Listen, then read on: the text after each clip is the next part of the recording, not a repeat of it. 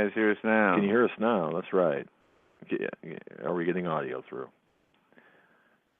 Should be able to hear us now. Echo. Maybe there's an echo because of this phone system. Okay, sound. So you could not hear us before just now, correct, chatters? Is what I gathered from your post. 10-4. Okay. All right. Let's take it from the top. Well, let's do this. Can we get the S button? I'm going to get the representative on the line. All right. And well, let's meanwhile, rather than see people listening now, you're hearing the backside of the studio conversation. Nobody's available. All right. Nobody's available, so that's fine. All right. So anyway, let's start right now here, 4 minutes into the hour. Folks, this is the Hagmann Hagmann Report for today. It is Thursday, July 16th, 2015. We're coming to you live from the studios of the Hagmann Hagmann Report here in beautiful Northwest Pennsylvania. We just did some changeovers for FM quality sound. Unfortunately, we can't tell because, well, neither can you either, right? Except this is rather low tech. What we're going through right now is rather low tech. But folks, I'm Doug Hagmann at the helm with fellow investigative researcher, and most importantly, my son, Joe Hagmann. Together, we are the Hagmann and Hagmann Report, America's premier father-son investigative reporting team. It's our job to bring you the news that propels the headlines, the news that is shaped and twisted and convoluted and hidden in this amid a funhouse of smoke and mirrors and the twisted apparatus known as the corporate media. They don't do the job, so we do. We do the headline and news triage so you don't have to.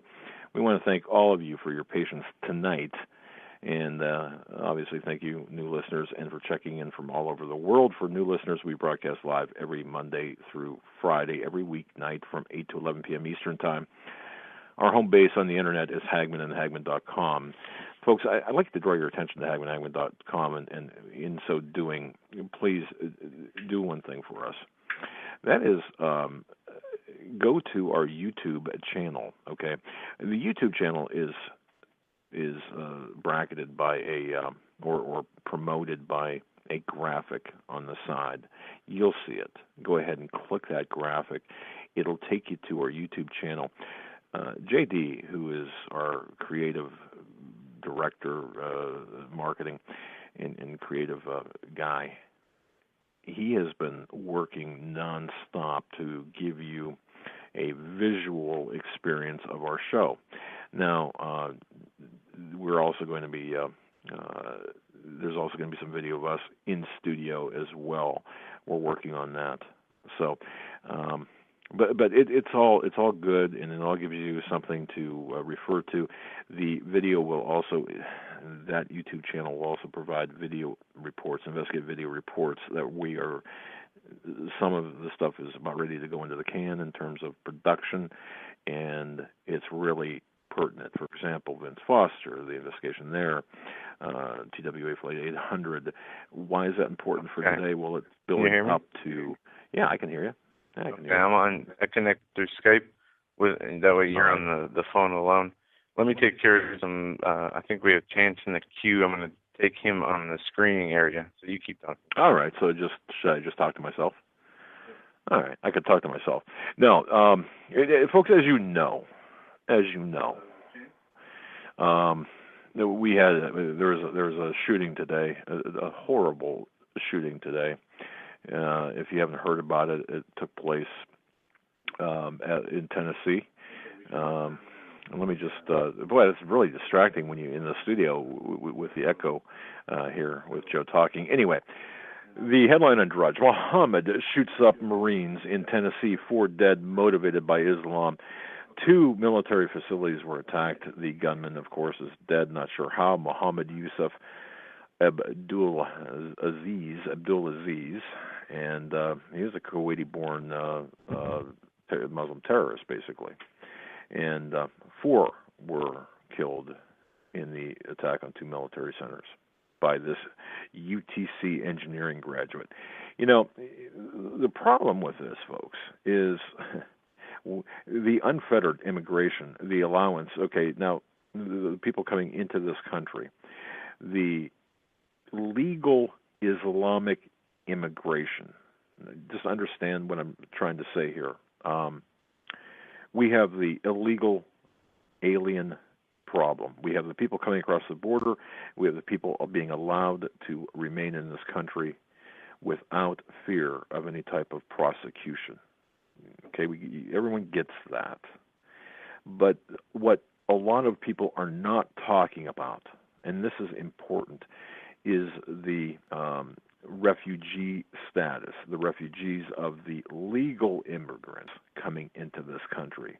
The United States government has thrown open the doors to all Muslim countries, I shouldn't say all of them, basically all of them that matter, thrown open the doors and embracing the Muslim refugees in this country. Now, if you don't think, and if this government doesn't believe that what is taking place is tearing the cultural fabric of this country to shreds, see that's their intent.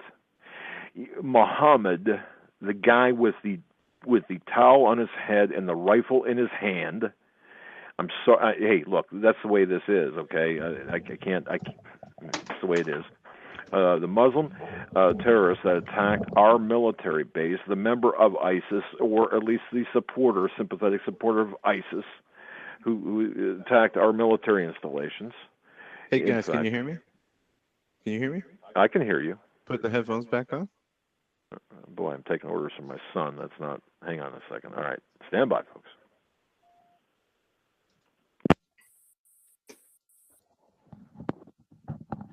It's a little low. The volume's a little low. I was on a roll there too. Okay, can you guys hear us in the interactive chat? All right, stand by. How's this going out? Test 1 2. Test 1 2. Test 1 2. Test 1 2. Should I stop playing with? Can you hear audio, Brandy? Can you hear us? Test 1 2. Test 1 2. Needs to be maybe a little louder. Which dial? I don't know. Let's see. How's this for professionalism, huh? You can hear us now. Prophecy sounds real good. Perfect. We can hear you both fine. All right, we're good. Plug your ears. We're good. We're good. I shouldn't press this button. I think I figured it out. Well, it's got a timer on it. You know what the problem was, Dad?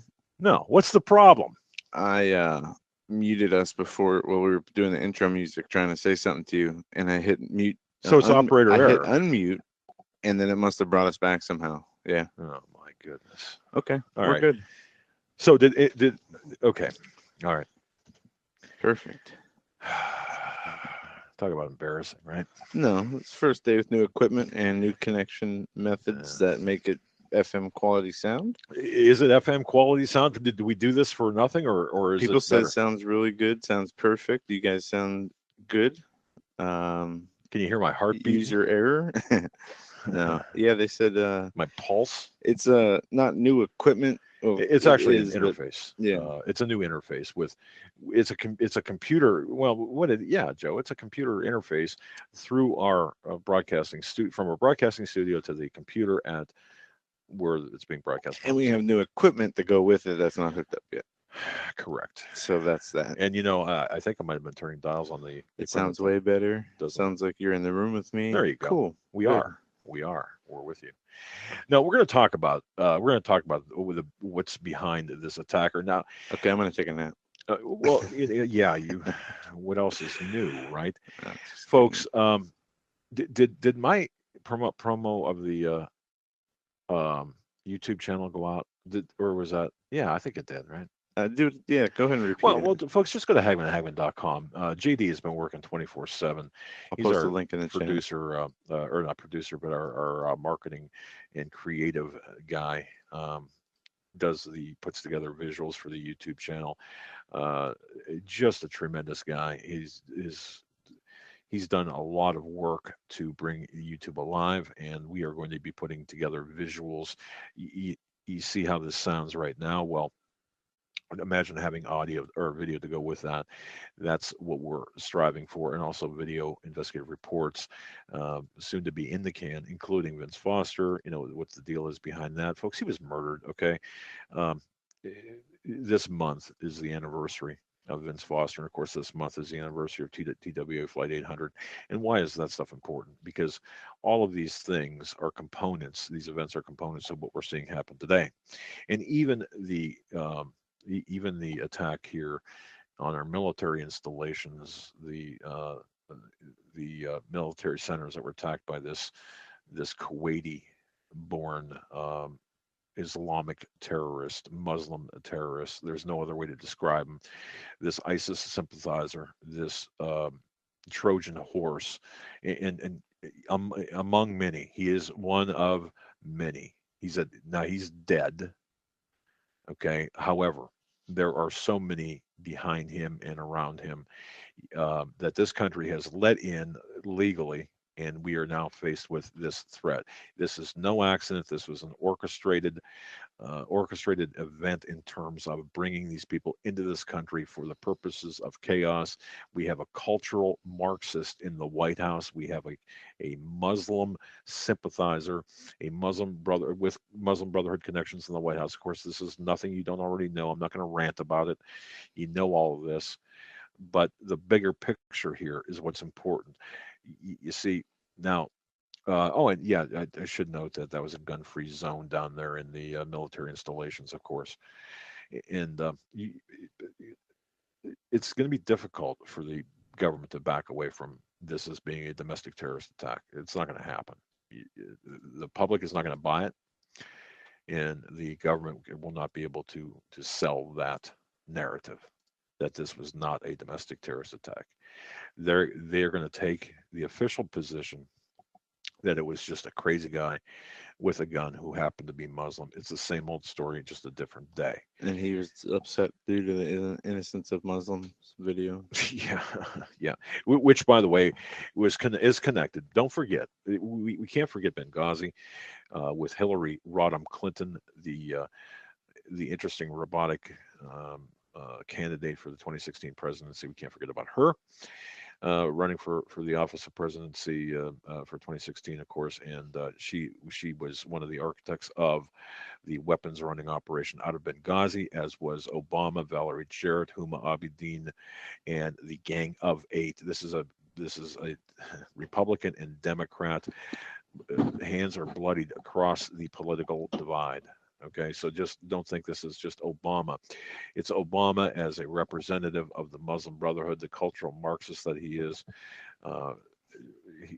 He's and his enablers.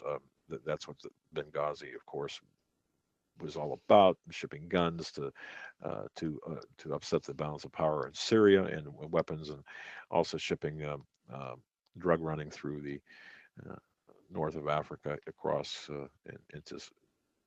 into various parts of Europe. So it's a very complex situation. But having said all of that, and I know, Joe, that are you done now turning dials and pressing buttons? Yeah. And got everything? Okay, we're up. All right, 9 o'clock. Very special guest joining us at 9 o'clock, Mr. Charles Strange. He appeared on our program on September 12th, 2013. His son, Michael Strange, member of SEAL Team 6, Extortion 17. Folks, if you don't know the story behind that, very quickly, 30 members of SEAL Team 6, members who were part of the Osama bin Laden raid, the compound raid, boarded a Chinook 47 lumbering style helicopter, if you will, and they were on a mission shortly, about 2 a.m. On the morning of August 6, 2011. Took enemy fire. They were directed not to return fire. As a result, 30 of our best, 30 of our most highly qualified and trained SEAL team members were killed, along with 7 Afghan soldiers, 1 interpreter, and the warrior dog aboard that helicopter. So he's going to be joining us at the top of this hour, if all goes well, if we can manage this. And boy, we're going to find out what the deal is. Now, Charles Strange, great guy. We're going to play a clip right now from his September 2013 appearance. Give you a flavor for what's to come, but also this is a point of discussion as well as to what's taking place. People laughed that, the government isn't spying on you and ordinary people, and certainly not on the government is not spying, and there's nothing to any conspiracy theories of SEAL Team 6. Let's play that clip, Joe, and then we'll go from there. Well, Michael was just honored, him and Jarrett Day just received the National Intelligence Medal of Valor. There's only 19 ever been given out. and I wasn't invited to the ceremony because I'm asking questions.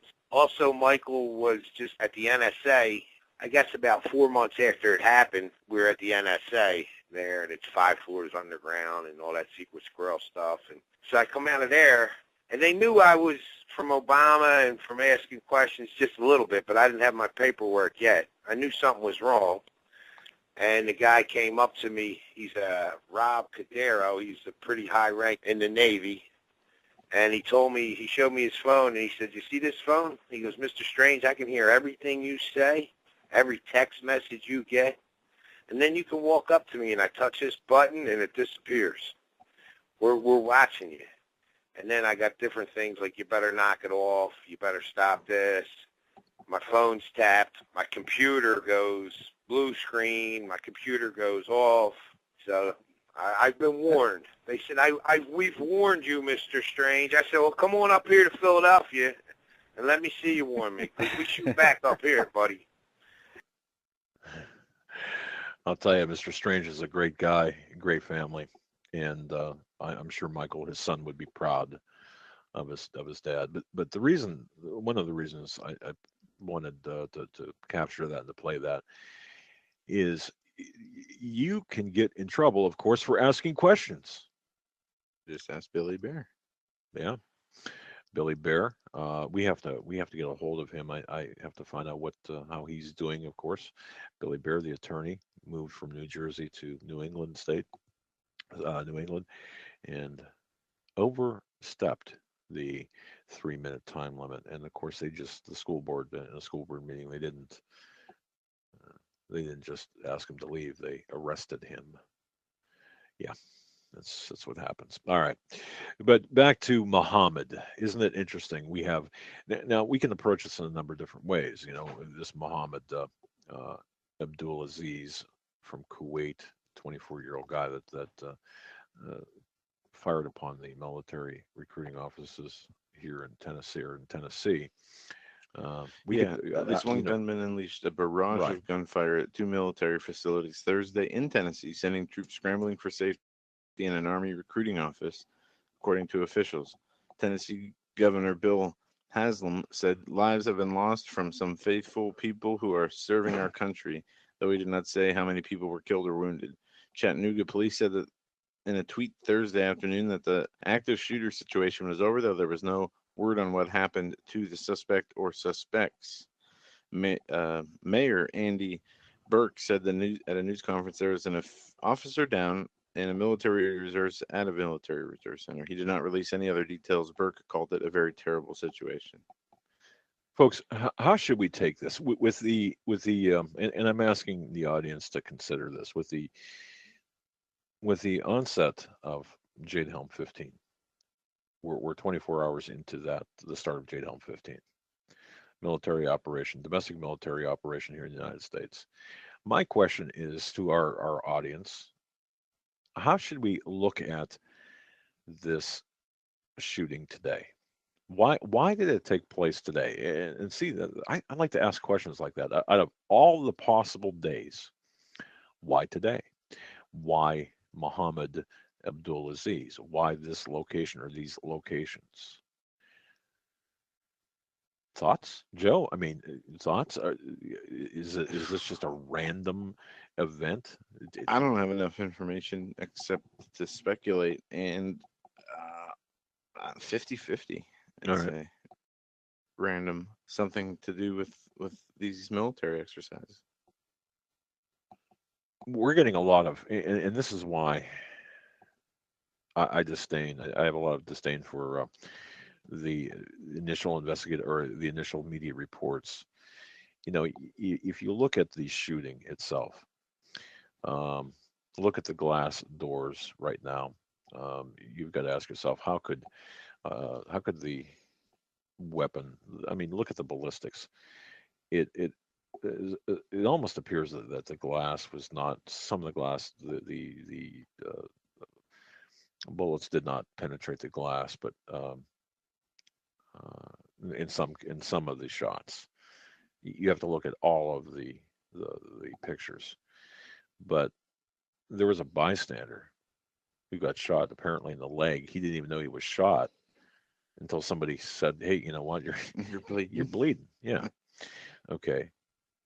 Yet there was a pretty death rate on every target within the installation. The speculation, we don't want to enter into speculation. We want reasoned and informed analysis and investigation. If anyone, and I'm going to put the call out there, if anyone is down in that area, Chattanooga, Tennessee area, or if you have specific information about this, I'm not talking about your speculation. I'm talking about specific, real, honest to goodness information, and are willing to, put it out there. Send us an email. Contact us through our contact us page. We have to do it that way. I don't want to bring anyone on the air. We don't have, I just really don't, unless you can convince me via the contact us page that, number one, you are real and you are there, and it has to be pretty compelling. And then we'll put you on, and you can give us your information. But we're looking at this. Just to let the audience know, we're looking at this. We're looking at this with the proper amount of skepticism, the proper amount of investigative analysis. We're not jumping to conclusions. We do know, I have no doubt in my mind, based on what I do know now and what we do know, that it was Muhammad Abdulaziz who was the person who opened a fire. We do know that he is a Muslim. That's what we know, and we know that there were bodies removed from the installations, and we also know that Muhammad was a victim, or not a victim, but met his demise today. That's what we know. We're going to just leave it at that until we continue our investigation, right, and we can have verified information to report to you. But the larger issue, what's behind this, and I believe that this is important, that the media is not really addressing fully. And I've heard a lot of reports today about this. What we need to be looking at is the larger picture of the legal immigration granting refugee status to the Muslims in this country at the hands of the government in a cultural Marxist agenda. Understand what that is, please. Cultural Marxist agenda. And if you understand cultural Marxism and the agenda behind what's taking place, and if I can, Joe, I'll just say this, just kind of give you a little rundown here. If you look at the war on Christianity, this is right now, Christians are the target of everything. And how does this even connect to what we're talking about here with respect to the shooting today? Well, cultural Marxism is an agenda to, it's the intent of the communists, and the Marxism, I should say, is a stepping stone toward the communist agenda to undermine conservative Christianity. Now, this has been really acknowledged since the close of World War II. What's not so well known, however, are the revelations made by a guy by the name of Anatoly Golitsyn. Folks, have you heard of him? I'm sure many of our listeners have. He was a former KGB agent. He defected to the United States or to the West in 1961. He was reporting to the CIA to warn the United States of the communist long-range plans of deception, to their plans to destroy our country from within. And if you go back to what he said, what he filed, his books, he wrote a book called New Lies for Old back in 1984. Interesting date. He was in that book. He explained to the American people. He wrote to his book where he revealed the agenda of the cultural Marxist and the communists. In 1995, Golitsyn and Christopher Story They co-authored a book called The Perestroika Deception. Folks, you probably remember that book or you've heard of that book. By that time, tell you, a lot of the predictions or assessments that were contained in New Lies for Old had already come to pass. Now, Christopher's story, this is interesting because you're not going to find this, I don't think, in Wikipedia. I haven't checked, but he was killed in 2010, I believe. He was investigating, actively researching the Knights of Malta uh, secret society. Now, Golitsyn, Anatoly Golitsyn, he was big into revealing what the communist plans for America are. And I say are because they're still ongoing. We have a communist or a cultural Marxist in the White House and using Islam to advance their agendas. The objectives uh, of the cultural Marxists, of the communists, uh, specifically, is to destroy the United States from the inside out, top down, bottom up kind of situation. They lied, the communists in particular, were lying to the West by giving the appearance that capitalism, for example, triumphed, had really taken a top berth over socialism. That's what we saw in the Soviet Union, the old Soviet Union. You saw the fall of the Berlin Wall. You saw a lot of things. The celebrated death of communism in the Soviet Union, basically, or at least that's what we were led to believe. Golitsyn, of course, had a different take on it. He spoke of and wrote of the process of cross assimilation of communism and capitalism, which goes by the name of, is known by the term convergence. While the communists themselves, while the Russians and such were taking on or appearing to embrace capitalism and transparency in everything that they do, the West was gradually being socialized. And think about the time, the 70s, 80s, 90s, the 2000s, early 2000s. Golitsyn wrote a section, Convergence Through Tactical Changes and Disinformation. Now, he explains this, and this is what we're seeing. And put today's shooting in the context of everything that we're seeing, or everything that Golitsyn had stated. Let me get to my notes here, the more pertinent section of the notes, and I'm going to turn it over to Joe. The tactics to take over our country were outlined by Golitsyn. The use of Western capitalism as a means to influence the West through business partnerships, to encourage joint partnerships with wealthy nations, to spread socialist ideals, to enrich the communist bloc financially and gain access to Western technology, infiltrate Europe, guided towards socialism, infiltrate Western intelligence agencies, estrange the American people from their leaders. In other words, create this antagonistic bias toward the American leaders, demoralize Americans, the American public through immorality campaigns, through campaigns of immorality. G, disarm the West by appearing weak. In other words, the communist countries, well, they're weak, draw down on the weapons, weaken the United States so that they would eventually withdraw from NATO. Isn't it interesting how right now NATO is a rather tenuous. Now, Golitsyn had said that one of the goals was to dissolution of NATO by the year 2000. Obviously, that didn't happen. Just because it didn't happen on their timeline doesn't mean it's still there. Achieve a one world or construct a one world socialist government and appear open to Christianity. However,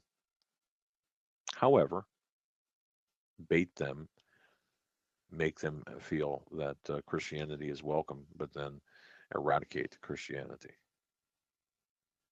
That's right. And you know, Gorbachev, back in 1987, and to my knowledge, Gorbachev is living in California. He said there must be no let up in the war against religion because as long as religion exists, communism cannot prevail.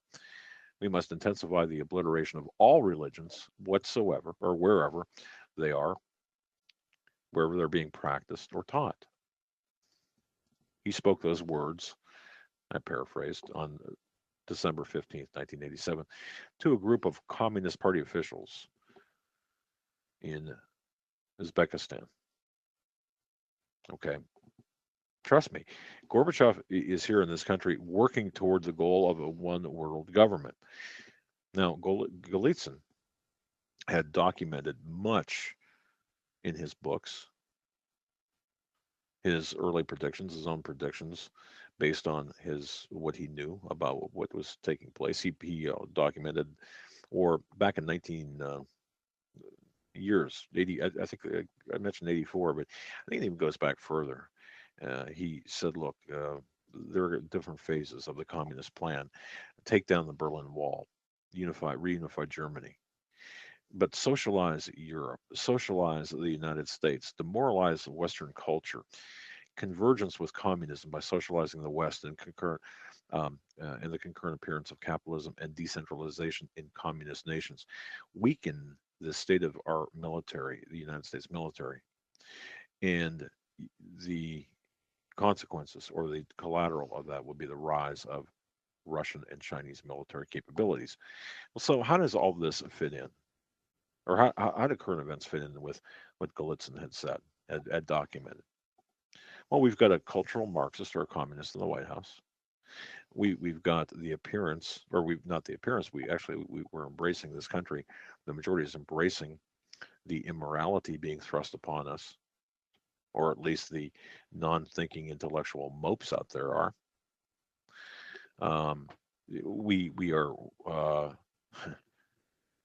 we're embracing things like Obamacare, which should be more aptly named, well, think of a different name for it, but the deception that we're seeing right now is rampant. We cannot believe anything that comes out of the mouths of the military or the government, whether it be Obama, Bush, Clinton, doesn't matter. Boehner, doesn't matter. We can't believe a doggone thing that comes out of their mouths. But in the quest for a one world government, we cannot forget this: the disarmament of the American people, and also to shut people up, to silence them, to silence any dissent. And how does this play in? How does the shooting today play into this? Is this part of it? Yes, I do believe it is. I believe it will be used to further advance the anti-gun agenda. It'll be further used to stoke the fires between Islam and Christians and Islam and everyone else. I believe that's orchestrated. You can't tell me. Joe, do you think, seriously, with all of the surveillance that's taking place, can this guy, Mohammed Abdulaziz from Kuwait, living in Chattanooga, having previously lived in Arizona, goes and shoots up a military recruitment center? Are you telling me the NSA or the FBI or the law enforcement people had no knowledge of this guy? This guy just suddenly appears out of nowhere, and no one knew about it. Yeah, highly doubt that very much. All right. So anyway, I do believe this is important, and I believe that speaking toward our guest, well, you heard Charles Strange with the NSA official. The NSA official says, "Look, we know we got everything. We know everything you say, everything you type. We got it right here." Yeah. And we've been warning people about this. And people think, "Oh no, it's just metadata." Right? No, it's everything. much more than that. Right. So, um, so there's surveillance, Orwellian plus surveillance on everybody. Yet this guy is able to, and you watch. I'll bet you this. He's gonna. We're gonna find out that this guy's been on a watch list somewhere, some law enforcement watch list. Right? I trust me. It's gonna come out. Or he was working as an informant for the FBI, or the FBI knew him, or our domestic intelligence law enforcement agencies knew him or knew of him. He was a handler. He was a informant, as it always comes out. Yeah, that's exactly right. But trust us, folks. We are going to be on this. Very, very. We're on this. We're investigating this, and once again, I'll put the call out there, and then I'm going to leave it alone. If you have direct knowledge, any direct knowledge, and I mean direct knowledge that could advance the audience's understanding and enlighten the audience, email us via the contact us form. You're going to have to identify yourself to us to give us kind of a synopsis of what you know, and then of course we will broadcast that information. Or if you want us to, we will put you on air. And as a matter of fact, we would do this via our YouTube channel as an investigative report, exclusively for that. All right. Go ahead. We have some interesting news out of China. China to prosecute cult leaders as crackdown continues. This is from Beijing. China will prosecute the leader of what is called a cult on charges of rape, fraud, sabotage, and other crimes, state news agency said, as the government deepens a crackdown on what it views as illegal and dangerous religious movements. Prosecutors in the southern province of Guangdong are changing... or province. Providence could be, Wu Zhang, founder, the leader of Dharma, and several other a year-long probe officials have said the United States Commission on International Religious Freedom, a bipartisan U.S. government commission, says Wu and his followers are being persecuted for their religious beliefs. It goes on to state Reuters was unable to reach Wu for comment or his group for comment. It was not clear if he had a lawyer. A statement on the group's website, which is blocked in China, appeals for international help for Wu, saying that he's purely a religious figure facing cooked-up accusations. Very interesting as we see this happening in other countries increasingly, and I believe it's just a matter of time before it comes here. That's why I wanted to talk about that article. And other news out of China, scientists edit genes to produce artificial sperm capable of creating an army of half-cloned mice. This is kind of scary in the realm of technology. Scientists in mainland China has successfully mass-produced high-quality artificial sperm for the first time, and they say that the research, our man-made sperm cells can be used to generate an army of half-cloned mice with ease and efficiency. These half-cloned mice will fight on the front line in battles against cancer and other genetic health issues. The researchers injected that artificial sperm into a natural egg, resulting in the mouse that was a half-clone, 50% of its gene coming from 1/1000th of a sperm captured in a test dish.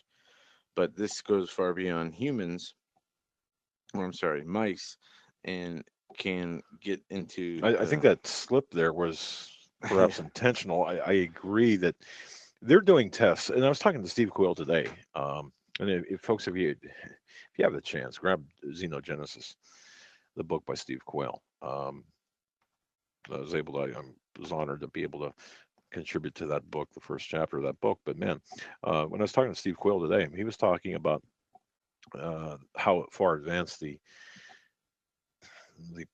practicing on humans, not practicing, but the involvement of humans in this cloning and the DNA reconfiguration is, and it's over in China as well as here in this country.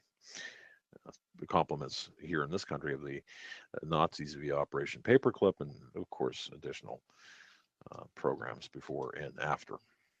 But Also in news today, Colorado theater shooter James Holmes was found guilty in a court today. Um, and the Aurora movie theater shooting, James Holmes, Remember whose him? shooting rampage 3 years ago killed 12 and wounded 70 inside a suburban Denver movie theater, was found guilty Thursday in state court. The jury deliberated for 13 hours over 2 days before rejecting pleas from defense lawyers that Holmes had a mental illness. They held him responsible for his actions, and the decision was delivered by Arapahoe County Excuse me. court after 10 weeks of testimony and more than 250 witnesses. Um, and it Mm. goes on talking about the different issues surrounding the case and the witnesses and whatnot. But the sentencing phase is expected to take weeks. It could feature wrenching statements from survivors and families, as well as victims, and testimony from defense witnesses who would discuss the role mental illness played in propelling Mr. Holmes toward the movie theater that night. So, Well, everything that we've looked at with respect to the Aurora shooting, it has ties to the occult. It has ties to MK Ultra mind control. It really does. Without getting, I mean, we could do an entire 3 hour program, 6 hour program on this, and there's enough credible evidence out there. Some presented on videos hosted by YouTube, some presented in print that do make the connections between this shooting and this was an extremely well choreographed shooting and the mind control programs of today. I truly believe, based on the totality of evidence, some of anecdotal evidence, but the totality of evidence to suggest that, of course, there was mind control. There's sleight of hand, this magic, if you will, there that took place in the theater. It didn't happen as presented to us, and we're going to be seeing more of this, just as we're going to be seeing more shootings like today. Um, yeah. it's just it's when I was talking to Steve Quayle this morning, um, we had a great conversation. In fact, it could have been a program by itself. I don't know. I think the guy never sleeps because I think it was like 5:30 in the morning his time, and we were on the phone for probably an hour talking about what's taking place today. And of course, this is before the shooting today, but uh, time is short. Time is really short. Jade Helm, the operational aspects of Jade Helm taking place. Um, we were talking about that, and he said it, this whole process of having military on the ground, this whole he said one thing he did mention too, and I wanted to just get your take on this show. 238,000 military vets right now are dead in this country. 238,000 military veterans of our military have, Another you know, 50,000 plus homeless. yeah, yeah. And their branding, of course, this, ladies and gentlemen, you don't know already. They're branding a lot of the veterans, well, all of the veterans returning back from foreign occupation, foreign wars, as mentally ill. Of course, that's preventing them from getting their firearms. And there are many suicides of vets, PTSD. What we're doing to our veterans today is unconscionable.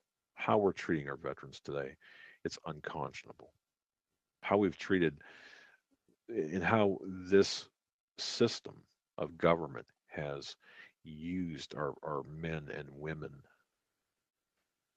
as cannon fodder and laughed about it. The Kissingers, the Brzezinskis, the globalists.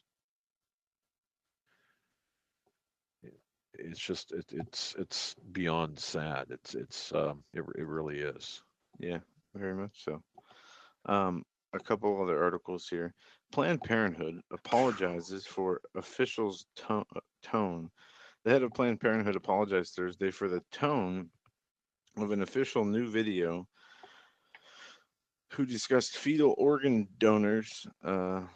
Sparked outrage against the abortion provider. Our top priority is the compassionate care that we provide, said President Cecil Richards and comments released via YouTube video. In the video, one of our staff members speaks in a way that does not reflect our compassion. This is unacceptable. I personally apologize for the staff member's tone and statements. Richards was referring to comments made by Planned Parenthood Director of Medical Services, Deborah. Look, what's her name? Nicolta? Nicatola? I had it right here. Who was captured in an undercover video by anti-abortion activists talking about how some of the abortion clinics help women donate body parts of aborted fetuses for medical research. Well, yeah. First of all, did you?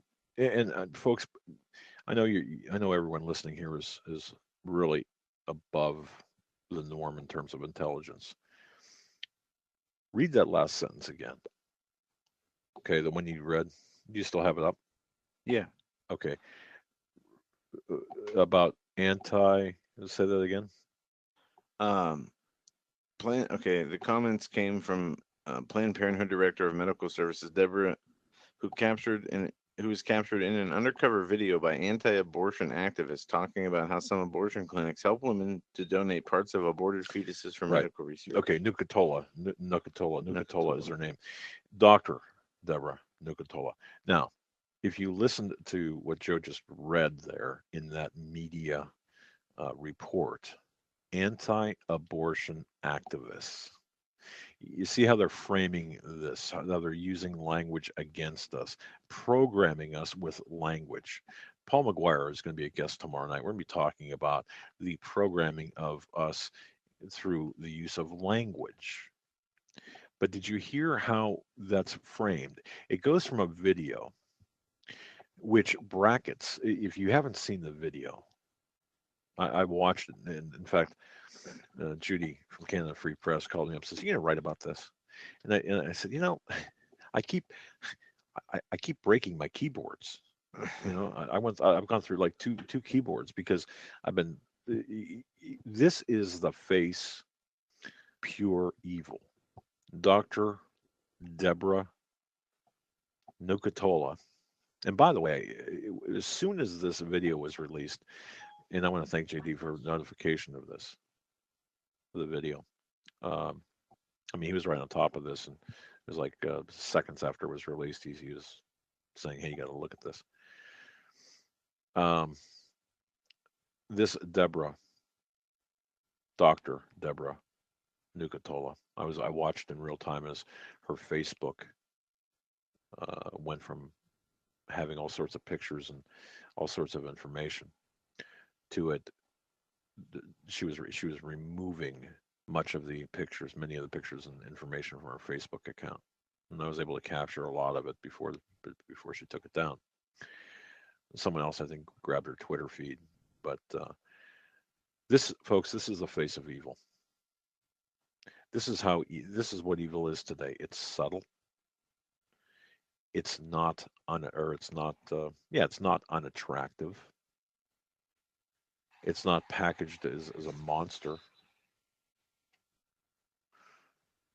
You look at this, it's a normal person, normal appearing person, having lunch, discussing the sale of body parts over pasta and wine. This is the face of evil in 2015. I couldn't agree more. Yeah. And this is how, you see, this is how the deception will take place. Because you've got people who so cavalierly discuss crushing, killing unborn children. I'm talking about fully developed humans in the womb, being careful as to not to destroy the organs they intend to harvest. And I'm serious when I said that I could not get through writing about this. I just couldn't. I can barely stand to discuss this. Folks, 15 million. Terrific. Yeah, the trail of blood by these monsters. And in my view, Dr. Deborah Nucatola, and and every one of the spawn of Satan around her, the evil of today. Now, I don't want to rant. It's not my intent. But I think it's necessary to point out the fact that we have evidence of evil, documented evil. We have a confession, on-air confession, of the trafficking in human body parts from aborted unborn children murdered in the womb, as if they're talking about what? A Tupperware party. Without shame, without guilt. And America accepts this. The majority of America, they're repulsed by it, but they accept it. And the people from Planned Parenthood attempt to explain it away. And the media, in bracketing this, they label the people attempting to expose it as anti-abortion activists. And of course, this is a woman's right to choose.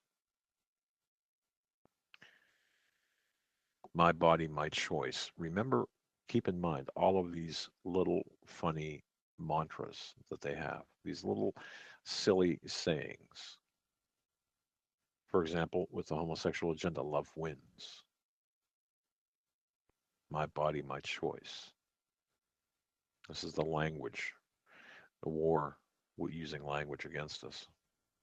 And people are being programmed, mentally programmed, into accepting this evil by the way it's presented, by the way it's packaged.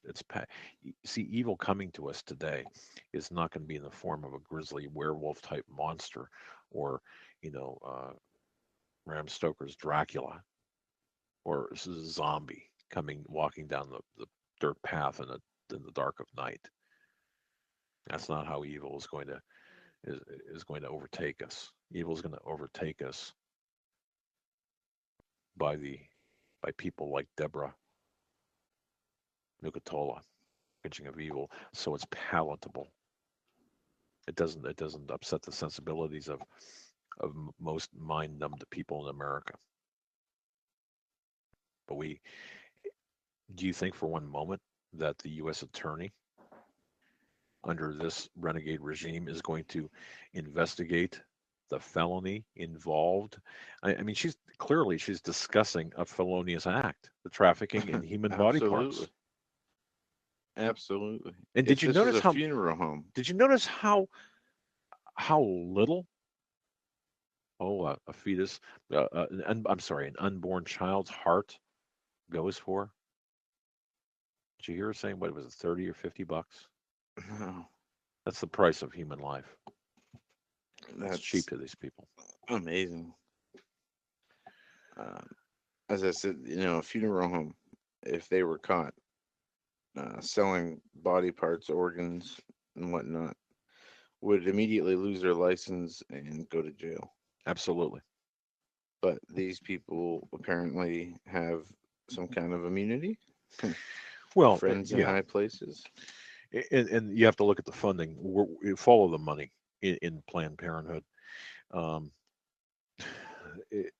This is in the Planned Parenthood founder Margaret Sanger, the eugenicist, the racist, who had,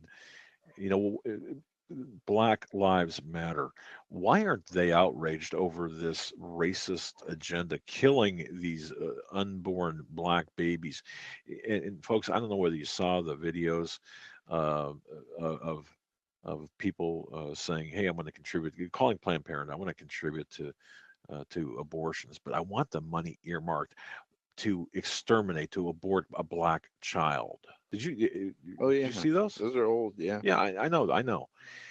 But take all of this together.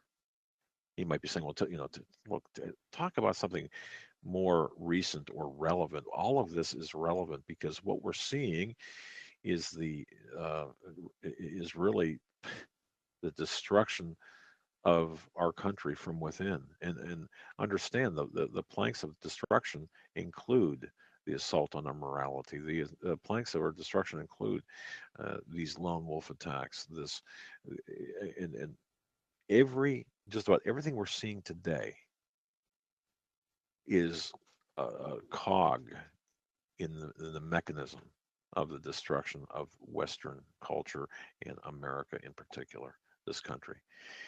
And at the heart of this mechanism, the cog that they really want to take out, is the middle class and the Christians in this country. And they're using our laws against us, just much like the Muslims said they would do.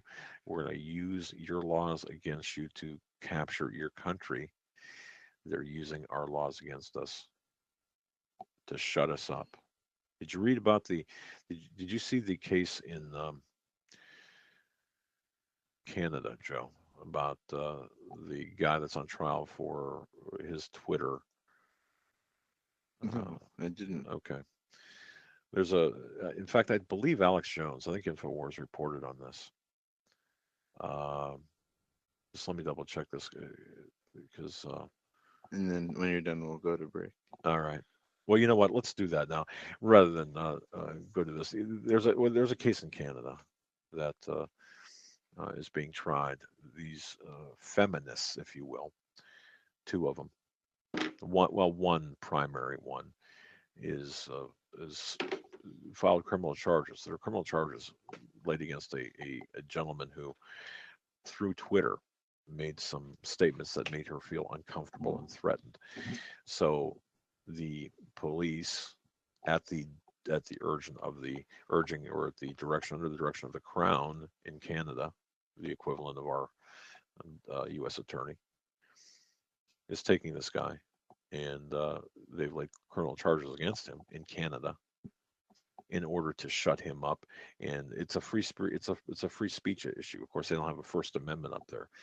But what's taking place in Canada and what has taken place in Europe and is taking place in Europe is coming to this country. Soon, you will not be able to talk openly about Christianity. You won't be able to talk openly about the Constitution and about the real history of our country. By the way, a new immigration wave is coming.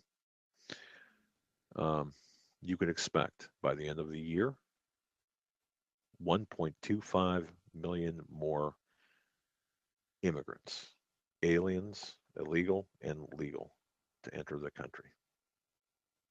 Excellent. So let's take our top of the hour break. Thursday, July 16th, 2015. Our guest tonight is Mr. Charles Strange, the father of Navy SEAL Team 6 member Michael Strange. Folks, I just want to interject this. I'm really humbled to have Charles Strange on. Charles Strange, I've been watching what he's been doing. His son, Michael J. Strange. What a great day it was in June 6, 1986, when he was born in Philadelphia to Charles Strange and his wife. He grew up to be just a fine young man, a fine American. He was a part of SEAL Team 6. What a great young man. What an honorable young man, and what a great family from which he came. He was raised well, and he's everything that America, really, everything that an American should be. And Michael Strange was a member of SEAL Team 6. Well, June 6th, 1986 was a great day for the Strange family.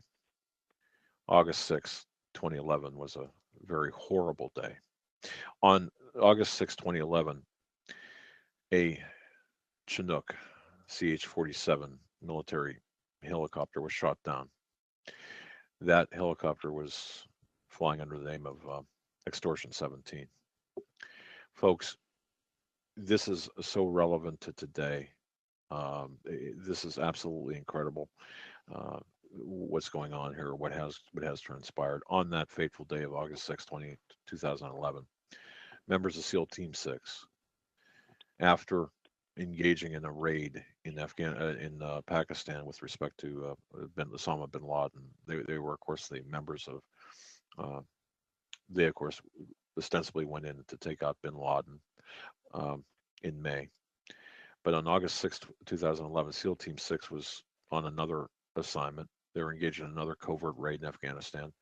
As they approached the drop zone, Taliban forces reportedly attacked using rocket-propelled grenades the helicopter in which 30, count them, 30 America's finest, most elite military group were on board, along with 8 Afghans and a dog, a warrior dog.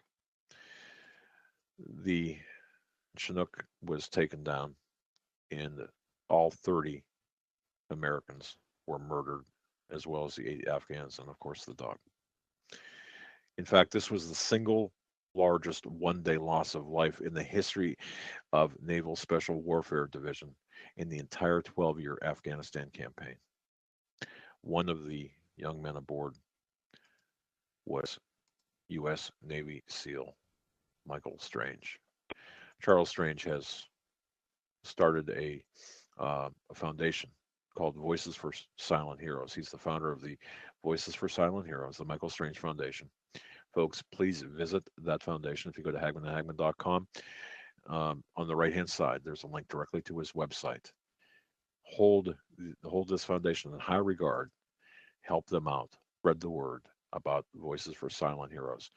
I didn't mean to take up so much time, Mr. Strange, but I did because I thought it was important to set the stage. You were with us back in September of 2013. Was your first time on our program. We were so impressed with everything, your courage, your tenacity, that we just love you, man. I'll tell you, and I'm just so happy to have you. Thank you for being on with us tonight. Thank you. I can't thank you for the introduction. And Michael would have loved it, and he would have been very honored. Michael was a CTR1 cryptologist tier 1 with SEAL Team 6 Gold for 4 years. He was a team leader. He could do things with, the cryptology with buildings in Iraq, Afghanistan, Bahrain, to find out where Al-Qaeda and Taliban and the other scum of the earth were sending missions to try to kill our guys in a matter of minutes. It was fast they've ever seen in Naval Special Warfare. They just gave him another medal, National Medal of Valor for Intelligence, the James Clapper Memo. Only 19 ever been given out in the history of America.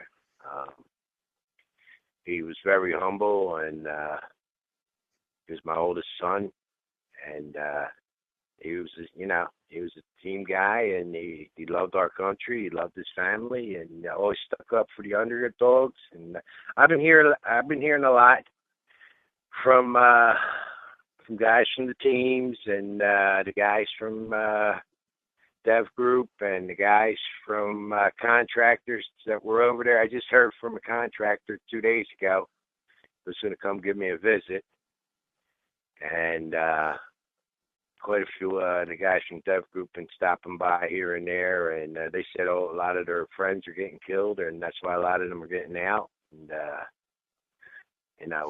like you said, it was the biggest loss of life in the history of America. 22 guys from Dev Group, and wow, a lot going on. Yeah. Well, Mr. Strange, let me ask you this: when you were on with us in 2013, September 12th, you, in fact, permit us to play this clip from your last appearance, if you don't mind. This is going to set the stage for this question that I'm about to ask you. Well, Michael was just honored. Him and Jarrett Day just received the National Intelligence Medal of Valor. There's only 19 ever been given out, and I wasn't invited to the ceremony because I'm asking questions. Also, Michael was just at the NSA, I guess about 4 months after it happened. We were at the NSA there, and it's 5 floors underground and all that secret squirrel stuff. And so I come out of there, and they knew I was from Obama and from asking questions just a little bit, but I didn't have my paperwork yet. I knew something was wrong. And the guy came up to me. He's Rob Cadero. He's a pretty high rank in the Navy. And he told me, he showed me his phone, and he said, "You see this phone?" He goes, "Mr. Strange, I can hear everything you say, every text message you get. And then you can walk up to me, and I touch this button, and it disappears. We're watching you." And then I got different things like, "You better knock it off. You better stop this." My phone's tapped. My computer goes blue screen. My computer goes off. So I've been warned. They said, we've warned you, Mr. Strange. I said, "Well, come on up here to Philadelphia and let me see you warn me, because we shoot back up here, buddy."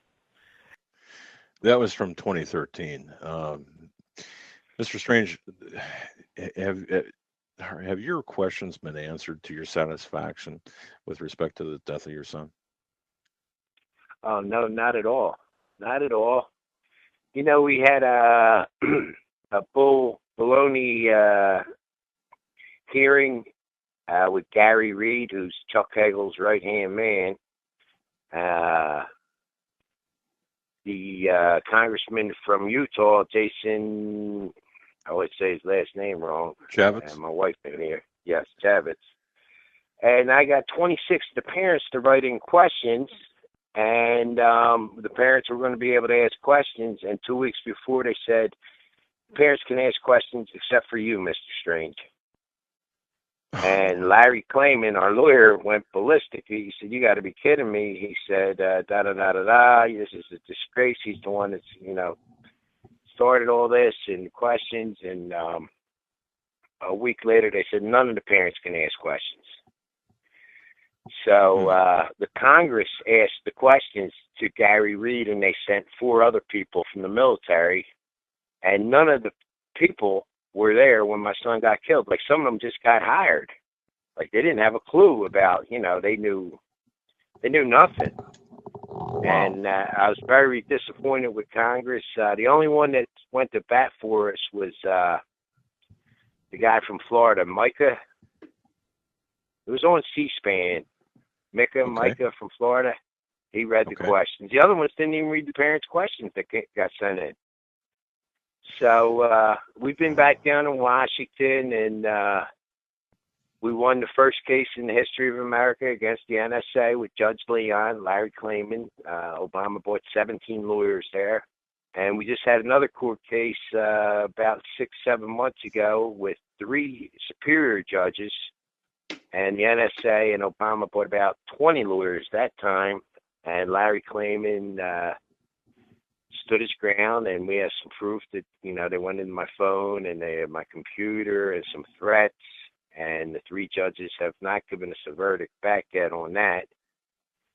And we also been invited to the Pentagon, but I wasn't allowed to bring Larry Klayman or any of the other parents. And Gary Reed and 2 other, I'm trying to be nice, chuckleheads were there. And they said, "Well, what's your questions, Mr. Strange?" So I give them each about 15 questions. And one question was, the Taliban was bragging a half hour after they killed my son, "We just killed SEAL Team 6 on the internet." So Gary Reed says to me, he says, "You can't believe everything you read off the internet." I said, "Sir, I have the 1,300 pages." And he keeps talking over me. So I stand up, and he keeps talking. I said, "Excuse me." I said, "Sir, excuse me." And he keeps talking. So then I stood up, and I said a few things. And I said, "Here's Exhibit 89. I said, "It's in the paperwork." And they all look at it, and they come up with some other story. And then some security guards asked me to take a walk and drink of water. And then I came back, and we said about the Taliban knowing. May 11th, 100 Taliban are coming from the blank Providence to the Tanjin Valley, where my son got killed, to shoot down the coalition force. They knew. May 11th, 2011. No, what about that? I said, "Here you go, sir. It's Exhibit 63. I said, "Did you read the papers?" He said, "We read we only got 8 pages. I said, "I got 1,354. Why don't you have the whole report?" But I know now why they don't have the whole report. Why would you send somebody that knew that it was a setup that knew that there was at least derelict of duty. You know, something's wrong here. You know, the biggest loss of life, our number one team, our defense, SEAL Team 6. You know, Well, it wasn't a lucky shot, which they told us. Exactly. And I heard you on an interview with another station, and I heard the explanation by the renegade Obama. Yeah, it was a lucky shot. This, of course, after the disclosure from Joe Biden, unprecedented disclosure, identifying SEAL Team 6 as the group behind the alleged Bin Laden takedown, and it's never been done before or since. And then you've got 30 of our finest in the Chinook helicopter, Vietnam era, or a 50-year-old, basically a 50-year-old helicopter, which has never been done before. Has that ever been addressed? I mean, why were they in that helicopter, which supposedly, according to the military, it was an appropriate vehicle for the mission? Do you believe that? It was from 1960, refurbished in 1989. Chinook. I had Navy SEALs just got out 2010, 2011. Drago, a couple other guys, you know, stopped by to check on me, and 20 years, 18 years, 14 years, these guys were Navy SEALs. Guess how many times they were in a Chinook helicopter? Once. None. Well, never. Right. Okay. Yeah. The one time and I they'll was go to court, you know what I mean? I'm sorry. Yeah. No, the one time I was referring to it was, of course, they weren't in the helicopter, but your son was, and along with 29 other SEAL members. But yeah, it's never been done before. You know, this has always really interested me, but it's also it's disturbed me greatly. It just smells of a setup, and I know that you have. Um, folks, let me just say this: Charles Strange is a big guy, and he speaks his mind. Okay, and I mean his presence is you know he's in the room. Let me tell you, and I remember you telling me you had your hand on Obama's shoulder, just asking for the truth, and of course you know that must have been pretty. I think you might have made a few Secret Service agents. You know, wet themselves when you did that. But man, you know, Mr. Barack Hussein Obama was in Dover when the 30 bodies were coming in, and they had the parents in this hangar. And Obama came up to me, and he put his hands on my shoulders, and he said, "Michael, change the way America lives. You have to be." And I grabbed Obama by the shoulders, and I started shaking him. I said, "I don't need to know about my son. I need to know what happened." And I was shaking him like a bobblehead. The Secret Service guys grabbed me and pulled me off him, and I was doubled over, and I was crying, and snot's coming down my nose, and Obama walked up again and went to give me a hug, so I wiped a big snot on his shoulder, and I whispered in his ear, I said, "Congressional inquiry." And Obama whispered in my ear, "Mr. Strange, we're going to look into this very, very, very deep." And that was August 18th. It took about 12 days for him to get home, 2011. But after that, too, Leon Panetta came up to me. And Leon Panetta says, "Mr. Strange, I'm going to ask the same questions." I said, "You're the Secretary of Defense. You're going to ask the same questions." I said, "You should know the questions already, da-da-da." And then a couple of the other dads started saying something. And then they walked me outside. They said, "Well, come on outside, Mr. Strange. Come on outside." And Leon Panetta, I'd like to, I'd like to talk to him too. I just got a phone call about 3 days ago from a guy that said, I got to do some research on him about Michael meeting with Leon Panetta and this guy. And I get a few things here, a few things there. Not unless I meet the person, in person, and I have Larry Clayman do a background check on him, and some other people, before I go meet him in person. And but this guy sounded pretty on point with some of the things he was saying. And of course, you guys know about Don Brown, Navy JAG for 30 years. He just wrote the book Extortion 17, the shoot down of SEAL Team 6. I gave him a ton of information. I talked to Don. But he said there's no way an RPG can even go 200 yards to take down that Chinook. And he had experts, and you know, these guys been doing this for 20, 25 years with different missiles and man pads and everything else. He said they were all, it was a close range, and there was who else was on the helicopter. We still don't know the names of the Afghans that got killed with my son. They were swapped out. Afghans. I mean, right? The original Afghans who were supposed to be on that helicopter at the last moment were swapped out with the 8 that were aboard, correct? Yes. Yes. Okay. And they brought them back to our country. Oh, great. Because when we were in Dover, all of a sudden the Afghan flag came out over a coffin, and my 25-year-old daughter said, "What is that?" I said, "That's an Afghan flag." And she goes, "What the F are they doing here? What are they doing here?" And we got escorted out of there for a little while, too. And, brothers and sisters, with our foundation, we bring the brothers and sisters through, too. The poor brothers and sisters. The one girl said we just did a weekend in Boulder, Colorado with like 35 parents. And the one sister says, people come up to me, "How's your mom doing?" Not how she's doing, just like my son. My son, I said, "How you doing, son?" It's Michael's brother, Chaz. He said, "I'm all right." I'm like, "How you doing?" Because I was in the same room with him for 18 years, Dad.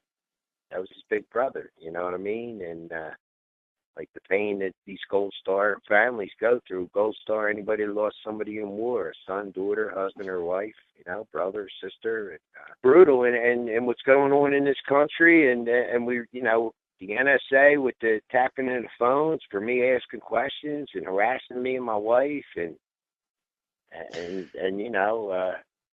that harassment? Is that harassment continuing, Mr. Strange? Even to this day, I mean, because you have not been silenced in asking questions. I'm just wondering if your tenacity has been rewarded by additional harassment by our government. About 6 weeks ago, I pull out of my driveway. There's a white pickup truck with New Jersey tags. I live close to the highway, 95 here in Philadelphia. I get off the next exit and down in the neighborhood to go see a buddy. I'm like, he's probably just, I had to think on it. 2 days later, I pull out. I got my wife and my friend in the car. And there's the white pickup truck with the Jersey tags, guy with a beard and a baseball hat on. I said, "No way." I said, "I think this guy's following us." So I get off the exit. He gets off the exit. I shoot back up on the 95. He's right behind me. I pull over, and he flies by. I'm like, "You got to be kidding me, man. You got to be kidding me." And the same with the phone clicking and my computer. And I just want to know what happened to my son. It's bad enough They cremated my son, you know what I mean? My son didn't need to be cremated. I got pictures of my son. They said 38 skulls, 38 C-spines. It was in the papers. It was in the newspapers from the Pentagon, from the Post in Washington. And then I got a picture of my son from a whistleblower from down in Dover,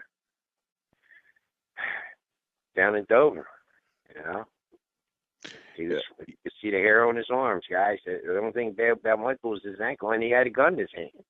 That's my nightmare. My son's laying there with a gun in his hand, fighting for his life. Wow. Yeah. Certainly, still no answers. A lot of questions, and a lot of high-level chicanery here, in my view. We're going to be getting into your foundation here in a couple of minutes, because I really want to know about that. But what, I know you've been going through this, has been going through your mind, constantly. But what do you think happened? I mean, if you, and I'm not going to hold you to this, obviously, but based on your research, your investigation, your pouring over everything that you know. I mean, what do you think happened with respect to Extortion 17 and I mean, well, I I have to, after whatever happened in Pakistan, May 1st with the Bin Laden thing,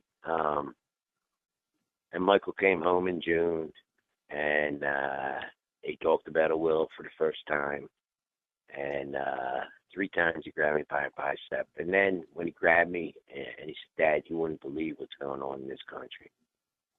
And, next thing you know, and something, I was thinking about you guys today, and me and my wife were talking, and, they went in my son's house the day he got killed and took all his stuff out of his house. Did you ever hear anything like that? He took all his computers, all his stuff, and there's so at much the level of the CIA. unanswered. Yeah. Excuse me? No, at the CIA level, I've heard of that, but not SEAL team members. I don't know if that's SOP. It's certainly, I know that you were on with Susan Price, a Gold Star mother, that something happened similar like that to her son. But no, I mean, so they the same day that he passed away, or was murdered, I should say. The government went in and took everything? Yep. Jeez. Out of his house. He had his girlfriend there, and like 6 guys came over. They took everything out. And, wow. I mean, what Michael knew, they told, like one of his buddies said, Michael knew what only like 4 or 5 people in the world know, Mr. Strange. And I can't get in touch with that kid no more. God bless him. And what did he know? It wasn't Bin Laden? If it wasn't Bin Laden, why wouldn't they just say, they shot Din Muhammad, who looks just like him and is just as evil? Or was it all for political reasons? I mean, Obama went from 46 to 63 after they killed Bin Laden in the ratings, and right. I mean, things are coming out. The birth certificate issue that right. was real big in the news before that happened. Yeah. Okay. All right. Just like Judge Leon said when we won the case, we're living in an Orwellian state. You know what I mean? Like they can watch it through your computer, the telephone. They took my wife's picture on the computer. We don't have a webcam. Now that was on all the television stations here in Philadelphia, and the camera guys came out. The guy goes, "Do you mind if I look at your computer, Mr. Strange?" I said, "No." He said, "I'm pretty good." I said, "Go ahead." He was there for like 20 minutes. He said, "You don't have a camcorder." He said, "They banged it off a satellite. Either that or they came right through your computer with the wires and took my wife's picture." She was ready to get on the computer. She was warming up. She was going to Google something, or, all of a sudden she starts screaming. I come running out. I said, "What's up?" I said, "I had to get your picture on there." It was taken just right then. Nobody answers. You know what I mean? Nobody, you talk about invasion of privacy. You might as well be living in the communist countries. Now, was that done to intimidate your wife, or, I mean? Oh yeah, they put 10 to 15 years you'll be sentenced to, saying she was trying to download something. We only have 45 FBI headquarters in this country. That's what I heard. I mean, we only have 45. Yeah, the field offices, right? Mm-hmm. Yeah, they've dwindled them down. They're regional now. They made some changes. Do you attribute all of this to the current administration, the Obama, and his renegade people, or did this happen? Or has this been a gradual process in your research and estimation? Like everything that's taking place right now, is it because of Obama, or is it because of something much bigger that predates Obama? I think he's part of the mix. I mean, Bush was in there. He changed the rules of engagement twice. Obama changed them 4 times. Things that he changed in this country, Obama, it's devastated, weakening our military. The things he took away from us, giving out welfare the way he gives out welfare, and the other, it's sad, man. It's sad what's going on in this country. I mean, I don't know how you guys feel, but I love Donald Trump. I love him shaking it up, man. I love what he's saying. Certainly saying I all the don't right know, things. but Yeah. yeah. Let me revisit something you said when you were chatting with your son, and he said, "Believe what's going on in this country." Did he ever end upon that? I know that he, was not allowed to talk, of course, and they gave him lie detector tests, polygraph examinations every couple of months. But did he ever expand on what he knew? No, he kept it close to the vest. He kept it, and actually, he left early in June. He was here for the weekend, and he had like another day he could stay, and he went back down to Virginia. And he stopped at my sister's house before he went, and he did things that he never did. And I believe that the call came from the White House. 90% of the time, somebody from there made the call. And then I also got a couple of people that's pretty high up that's out now told me that.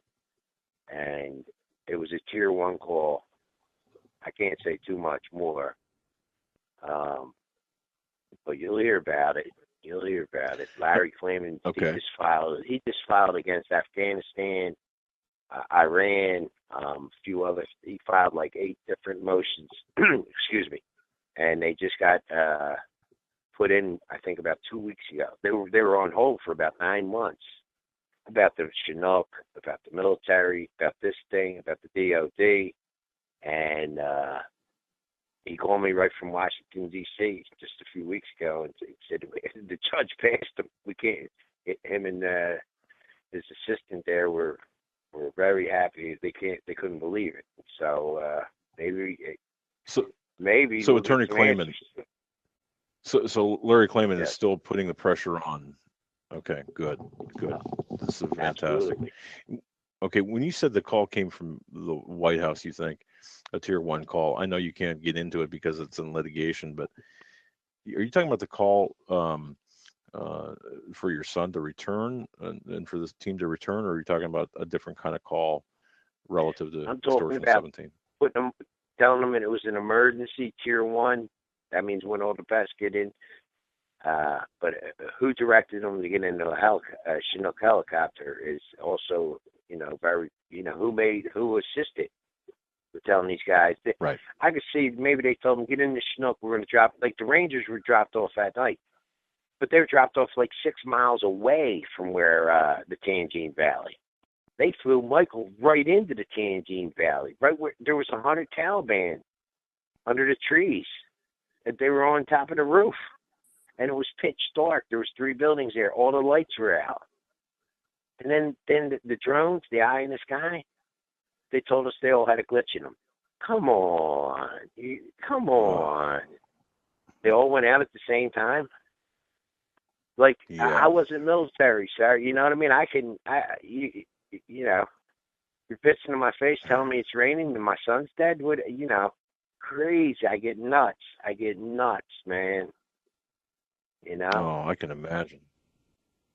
I don't know. I've never lost a son, so I can't say I know what you're feeling, but I can honestly say that, it's got to be just horrible for you to lose a son and then have them not answer questions or lie about the loss. And it's got to be insulting beyond anything describable. Right.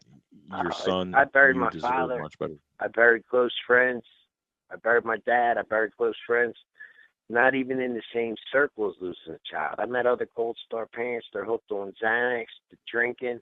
A lot of them die. They give up. One guy, he had cancer. He was in remission. He was doing great. Lost his son. He died. He gave up. His brother told me. Oh. Same with a couple women. You know what I mean?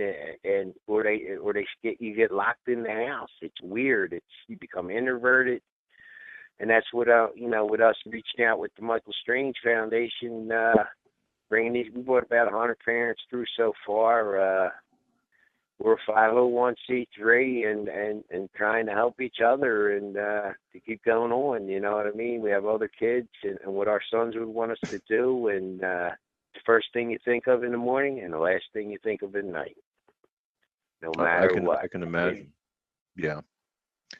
Well, you established Voices for Silent Heroes, the Michael Strange Foundation, not content to sit back and to be a victim, but to be an advocate for those in the same position as you are.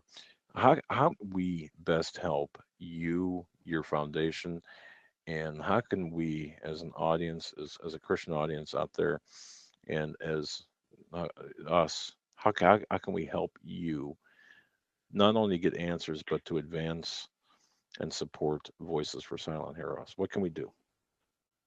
Well, since the parents paid the ultimate sacrifice, you know, the worst loss ever any human being could ever, and through the foundation we reach out.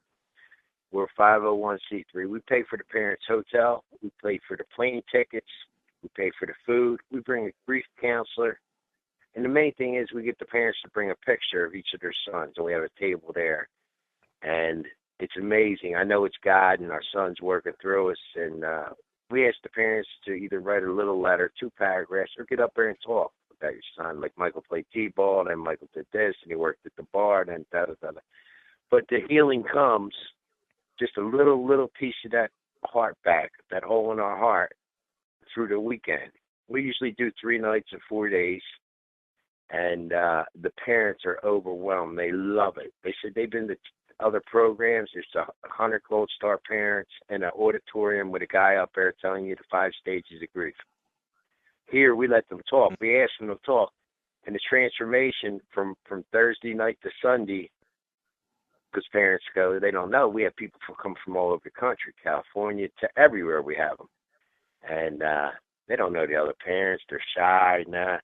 By the end of the weekend, I got to say one more thing. I want to tell you about Joey. He did this and da-da-da. You know, it's amazing. It's got to be God working through us to try to heal each other. We were just in Boulder, Colorado. Actually, we were in Longmont, Colorado. We had 27 parents and 4 sisters and 2 brothers. And we had 2 Native American Indian families there. They lost their sons in Iraq. And the Lakota Indians called me up. Charlie Red Cloud and Marty, I forget the other guy's last name, and they came and they talked about their grief and their burials. And when the American Indians died, they believed they put and some oats and some food, and they put a white feather in their pocket for their travels. And they don't say the person's name because they believe they're going to their spirits. And it was pretty deep. It was very healing. And then they made us Indian tacos. You know what I mean? The big thing with Indian tacos is they make it from the stone. The bread is delicious. You know, Philadelphia here, we got the top bread places, and it was really good and very healing. And also, whatever town we're in, we go to American Legion Post or VFW Post. We get in contact with them, and they host us for a night for a dinner, and it's pretty awesome. And that's what we do at the Michael Strange Foundation. Well, you provide, you know, according to your mission statement and folks, MichaelStrangeFoundation.org, that's MichaelStrangeFoundation.org, you provide unconditional support and services to the families of the recently fallen service members. You have professionals in several fields that support you, you know, you're involved in the foundation. You help the families heal, you help the families cope.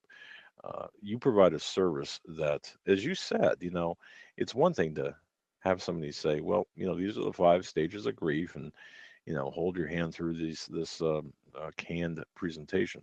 But your foundation is different. You strike at the heart of the center of the grief, and you do a lot for the Gold Star families. So it's worthy of folks. It's worthy of the support of our audience. It's worthy of to let others know about the Michael's Foundation. Do you have a Facebook page or any social networking at all? Michael Strange Facebook. You'll see about 12 different 3-minute videos. from somebody, you'll see the parents that came through. You'll hear their testimony. We always do a release. Like when we were at the Jersey Shore, we had wreaths, and each parent had a wreath, said a few words. We do a balloon release when we were out in Denver. When we were out in Pennsylvania, we did another different kind of release. And we went back after the release and back to the American Legion post, and the mother came up to me. She said, it's the first time in 4 years since I danced. And I said, you were a go-go dancer. She said, I was a belly dancer. I said, you lived in Vegas. She started laughing. I mean, you know, that's God and our sons working for us to bring, you know, just a little piece of that heart back and to be able to laugh and help each other. And then after the weekend, that ain't it. 2 weeks later, we have a conference call with everybody on the phone. We introduce them to the other Gold Stars that, you know, and help each other out. So that's it's the Mike Strange Foundation. You know, Mr. Strange, it's sad because you certainly don't want to see the ranks to swell, you know, the membership to swell in a foundation such as this, because that means many have fallen, you know. However, it is a fact that, you know, that this takes place, and you provide such a valuable service. I was watching a couple of videos, and the videos that you described, and you're right. One of the people said, this is the first time I've danced, and this is the first time I felt able to, I didn't feel guilty about feeling happy. I'm paraphrasing now, but you know, Yes. it's a healing process. Wow. Yeah, you do a lot of good work. Oh, yeah. That's one of the things. All of a sudden, you're laughing, you're having a good time, and then the guilt, you know, the loss comes in. You're like, am I supposed to be happy? Am I supposed to go to the beach? Am I supposed to go fishing? Am I doing this right? And then all of a sudden, you can't go out. And then you start crying, and you're like, oh, my God, and da-da-da. You know, and then we had, and he won't mind me mentioning this, we had Bob Huff at our last one. His daughter was Samantha Huff, the first girl killed in Iraq. And oh my God, what happened to that poor girl, man?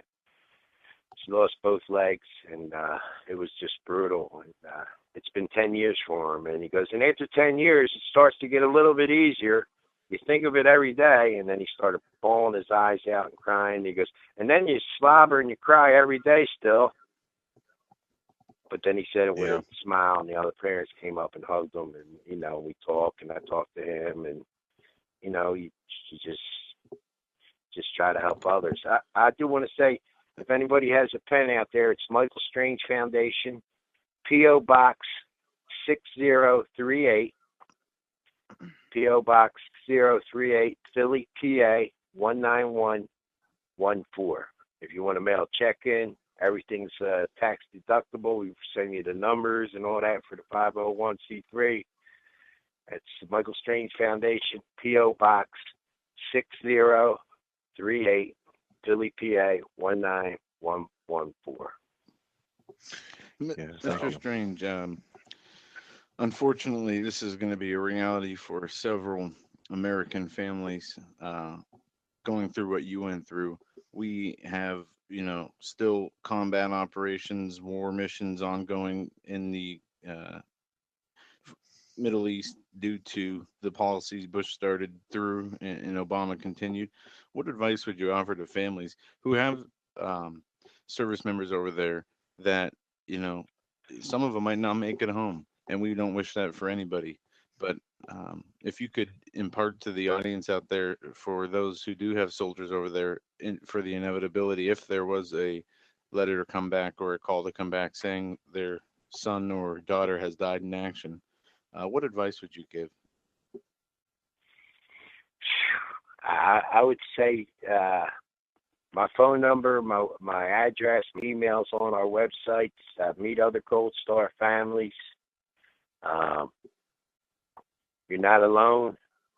You know, it's for me, when Michael died, we had the viewing here in Philadelphia at the Cathedral, and we had 2,000 people there, and none of them lost a son or daughter. And then we went to Arlington right there. But when I came back to Philadelphia afterwards, you know, people got to go back to work. People go back to doing, you know, and I was out of my mind. But I got in touch with a Gold Star father, Grant Smith. His son was Tristan Smith, killed in the IED that lives in right outside of Philadelphia. And he came down to me because I thought I was going to have to go to the hat factory. I said, this is crazy. I can't, you know. I went to work 4 months later. I started crying at work, and I was missing days. And he said, no, me too. He goes, and then this happens. And he said, and then you start crying. Then you can't. I said, I was so happy to hear, you know what I mean? Yeah, he's messed up too. Then I talked to another dad, and he was messed up too. And then I talked to this lady, and she went through this. And I said, oh, my God. And that's when I said, we got to do something, because it felt better talking to these other parents to know that I'm not alone, you know? And for me, my son would have done that again. He would have went in there on a 10-speed. He just didn't know that somebody was setting him up. Something's dirty. Something's wrong with this administration. And there's too many unanswered questions. You know, the day my son got killed, that month, David Petraeus, he left 10 days later. You know, there was more changes in August 2011 ever in the history of our military. They all got moved. McRaven, all of them got changed. You know, well, where's the paperwork? They can't even give us the paperwork on that. It's classified, they said. Everything Larry's been down to Washington, D.C. with us anywhere from 22 to 25 times, banging on the doors. And we bring about 8 other parents with us, you know, and trying to get answers. And it just, you know, it gets frustrated. No answers. Just so it don't happen to somebody else's son or daughter. You know, one thing, Mr. Strange, one thing that really disturbed me is, well, I mean, many things disturb me, but the destruction of evidence, just incredible. Did they ever find the black box to the helicopter that they said they couldn't find, that, you know, the indestructible black box? They ever find that? They said no. They said no. And I've talked to men that were in Chidoks from Vietnam, other ones that worked at it. You know, Boeing's right down the street from us in Philadelphia. It's probably about a half hour away. I camped out there by a grocery store waiting for people and talking to them. And a recording device or a black box is definitely in there. Now the government, when we went back for the 15th time, we said, oh, well, how about the recording device? Well, there was some recording device. About black box? No, there ain't no black box. About an orange box with the black box is painted orange. You know what I mean? Like, you're going to, you know. So, I mean, after 10 years, Flight 93 that crashed in Shanksville, they allegedly allowed family members to come and listen to the audio that they say was from the black box. But that was a decade or so after the initial crash. Right. So I wouldn't hold out hope on that, but, you know, who knows? I got to ask you this, Mr. Strange. Go ahead if you were going to add to that. I didn't mean to interrupt your train of thought. Go ahead. There was definitely, because when they were in the helicopter and they seen the Taliban on top of a building, the pilot, God bless him, said, called, how about these guys on top of this roof? And they called the Afghan administration, and they told them they were hanging crops. So where's that recording? Everything gets, you got SEAL Team 6 on there. It don't matter who you got on there. You got the guy that makes the potatoes or whatever. It's all getting recorded. I mean, they're recording me here. They're recording us right now. You know what I'm saying? They're listening. Sure. And tapping. You're going to tell me you're not going to listen over there? You know? So how do we get to that? Is that once Obama gets out of office, then can we? Larry Clement said, if the Congress and senators had a little bit of gunads, they would have put in impeachment papers for Obama. Right? Just sign them, even if they don't go through. That's all we needed to bring Obama into court. That's all we needed. They didn't have to win the impeachment or not, just the papers to be signed. and then we had the executive authority to bring him in for trial, and Biden and Panetta. But as him as president, bring Biden in, he's going to give them all pardon. You know, I heard there were impeachment papers drafted, but I'm not sure of the validity of that. Yeah. Well, who if my boy, you know, I want to be very respectful of you and your feelings, but you know, where does the blame exist for what happened here? Is it the military, or is it Obama, the commander in chief, or where you know? I mean, if I was a dad that lost Joe here, my son, I'd be wanting to, you in know, a strange circumstance. yeah, Never happened before in history with the amount of personnel, the kind of personnel. Yeah, like you, I'd want answers, but I want to know. I guess what I want to know is who do you, sir, hold responsible for what happened to your son? Well, it has to be the president. He's commander in chief. Okay. The upper echelon of our military is so, you know, they think that, you know, they look down at other people, these 4 stars and some of these generals and admirals. It's a disgrace. They're supposed to be working for us. We pay them, just like the guy on Pennsylvania Avenue. It's supposed to work that way. It hasn't worked that way in many years, you know. With every, it just got worse. It got these last 8 years, as you men know better than I. You know, I'm just a blue collar worker, middle class. Do our 2-3 weeks vacation down the Jersey Shores or the Poconos. Raise my kids Catholic schools, pay my taxes, try to do my best. And you know, my son joined the Navy. He was a senior in high school. I said, "You're not joining this service. There's a war going on."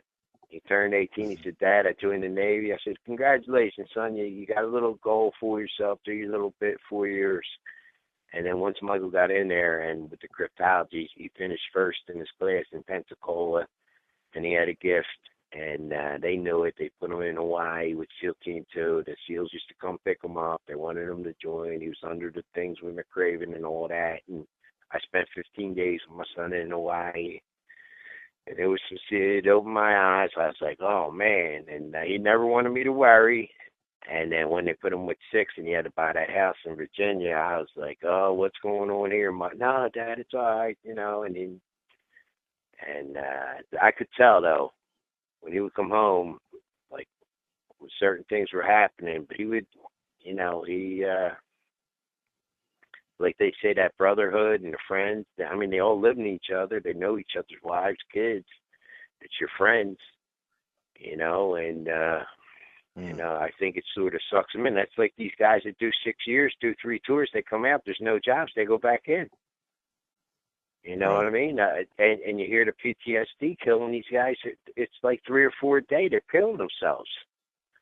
Poor kids, you know, they come home, there's no job. They get their girlfriend pregnant, and they can't find a job. They feel, you know, and then all the stuff they see over there and what's going on over there. I tell you what, I just talked to a guy who's training Iraq soldiers 2 weeks ago over there. He said it's sad, man. It's sad. The corruption and the money that's spent and goes through hands. You wouldn't. I know you guys know a million times more than me about all this stuff, but the corruption and all the drugs, the heroin. Oh my God, you wouldn't believe it. And you guys, I know who you guys are. You guys are the best, man. You know, and it's sickening, man. I don't know what we do. I don't know. Yeah. This, you know, there's so much murkiness surrounding what's taking place, even today. You know, why we're there, why we're still there, what we're doing there, in the numbers that we have, and of course it does come down. You had mentioned, and I heard, I'm not sure if it was with us or some other interview about the money that went to Karzai, and you know, the pallets of money, and I think it was 78 billion that was given to him, and then in this interview you said that's just what we know of. Just think of, you know, what we don't know, the money that has gone to prop up these despotic And then I think governments, when my if you will. son said, "You won't believe what's going on in this country, Dad," and then next thing you know, he gets killed. I truly, I think Michael and a couple of them guys were they were like, "Yeah, this ain't right. This ain't right." You know what I mean? And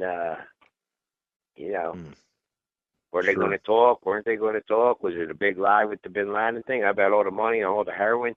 Before the war started in Afghanistan, we only got 20% of the heroin. Now it's 96% of the heroin that comes into our country comes from Afghanistan, and they know it. We don't have that many people on morphine.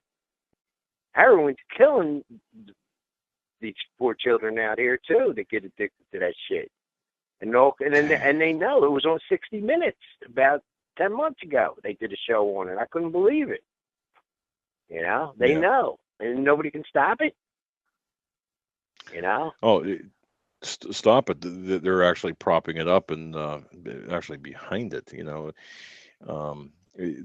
Benghazi situation, the gun running, the drug running. It's all a big. It's horrifying, and I think if people really knew what was going on, to echo what your son had said, I think people would be just to the extent of what's going on would still be surprised, even those who know what's taking place. I think they'd be surprised nonetheless. I think where more and more Americans are waking up, though. I think more and more people, are saying, "You got to be kidding! How about this? How about that?" You know what I mean? I think it's so much is going on there. A little bit. America's starting to wake up.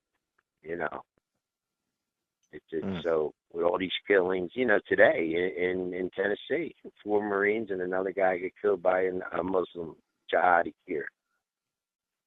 Yeah, I was thinking about you when right. Totally preventable in my view. I believe that we're just bringing people in as refugee status. I just this is incredible how these Muslim jihadists, ISIS sympathizers, are allowed to roam free across the country, but then against the backdrop of a Muslim sympathizing White House, I suppose it's no surprise at all. Yeah. Well, did you guys ever have Greg Buckley on your show? No. Greg Buckley? No. Google him. Okay. Greg Buckley. He came through one of our weekends. He was on Fox News probably about 5 or 6 times. He was on the front page of newspapers. His son called home the night before and said, "Dad, it's bad here. None of the Marines in Afghanistan on the base were allowed to have guns, but the Afghan National Army had guns." And the T-boy came up to his son and said, "Oh, you're leaving in 3 days." And that's when his son called him home and said, "Dad, man, I don't think I'm going to make it home." Greg Buckley and his son was lifting weights. Yeah. The T-boy came in with an AK-47 and shot his son and the other kid, killed them. They caught the T-boy. You know what they sentenced him to? 7 years for killing 2 Marines, because the Afghan judges said he was under 18. He had a full beard. He looked like he was about 30. He's a friend of mine. I can give you his number. Yeah. I'll give you Greg's number. I'll email it over to you. Yeah, we'd like to have him on, indeed, because we've got to really cast a bigger light. I mean, we're casting some light on what's going on, but we need people like yourself who are speaking out, and others. We need to cast a much bigger light and inform everybody, so people have a real good understanding of what's taking place. Greg Buckley, I'll look for the email on that.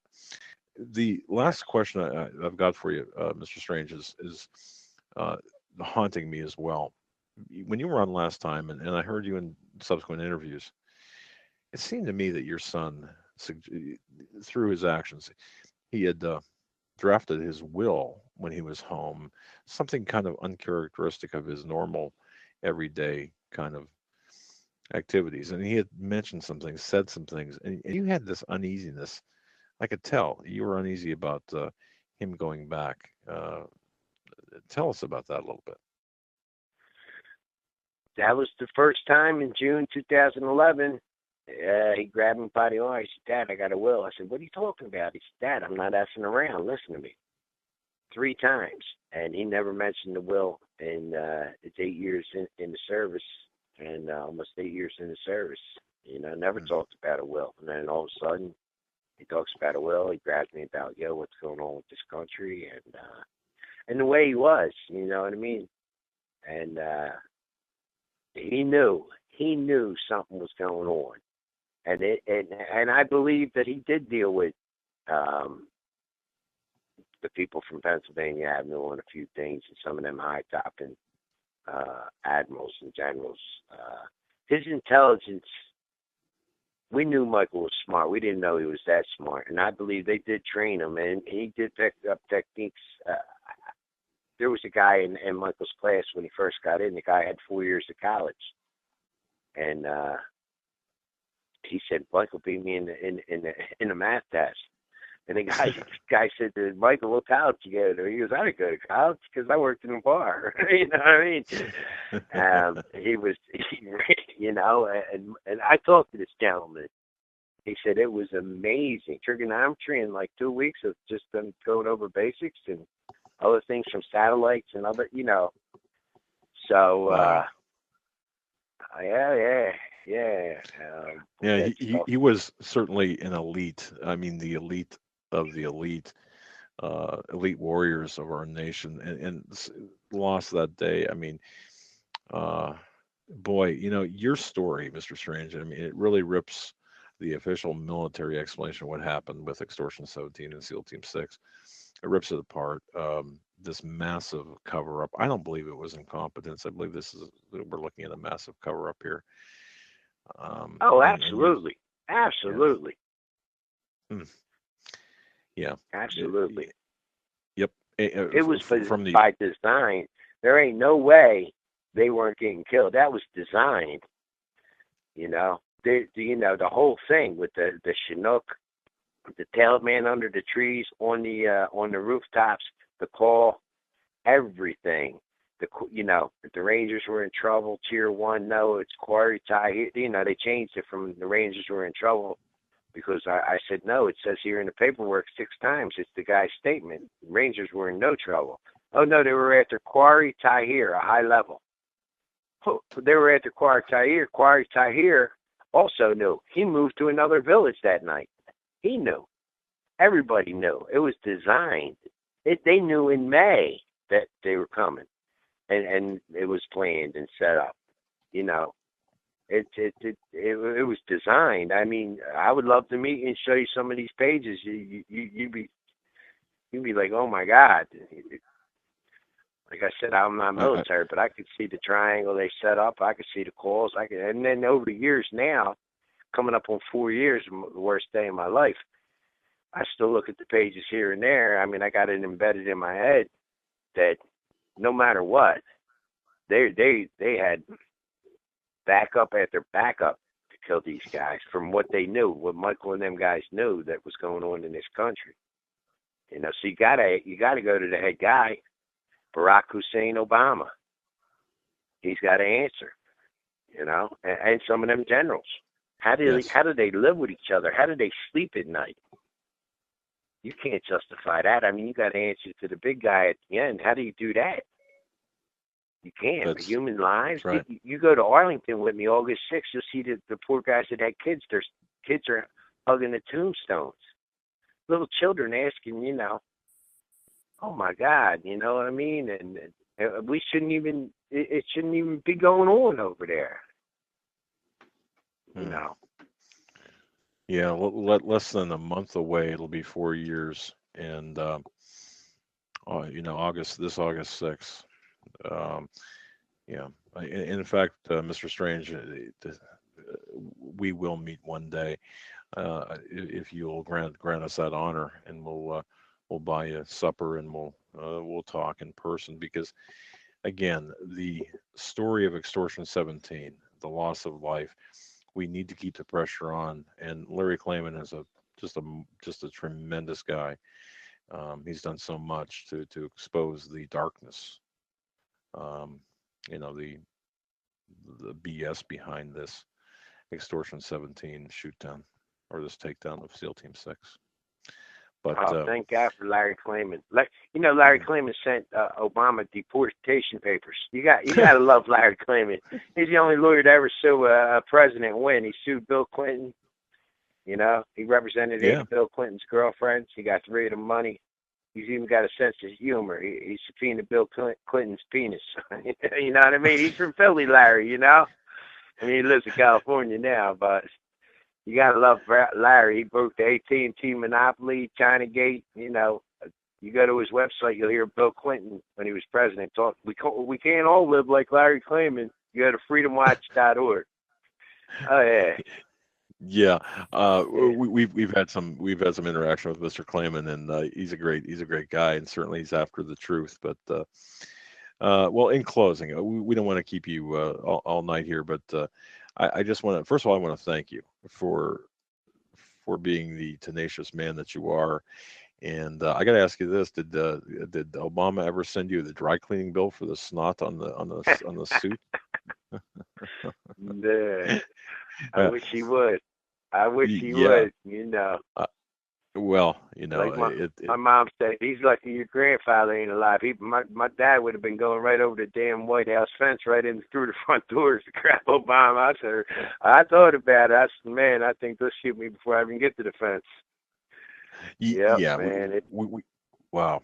We got to be smart about how we do things, and I think that there is an answer, and I think that we can shed some light on these things, and we're going to help you work towards that. But in the meantime, the Michael Strange Foundation, folks, please find it in your heart to support MichaelStrangeFoundation.org. That's MichaelStrangeFoundation.org. And Mr. Strange, go ahead and give out that address one more time. I don't see it on the website here, unless I'm just missing it. But go ahead and give out the address. P.O. Box 6038, Philly, PA 19114. Michael Strange Foundation, P.O. Box 6038, Philly, PA 19114. Okay. And all your checks are taxed. We need to raise about another $5,000 by October so we can bring another 35 parents in. So anything we really greatly appreciate it. Folks, there's the call. There's a call of need. Ladies and gentlemen, let's keep the Michael Strange Foundation.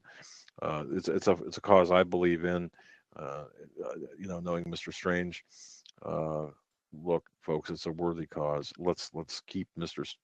Strange in prayer, and let's certainly uplift his foundation. Make it roll off the lips of everyone here in America. It's a worthy cause. You do such great work, and we're going to work as well with you to hopefully we can get some answers, and when the answers do come, please come back and update our listeners as to what's going on.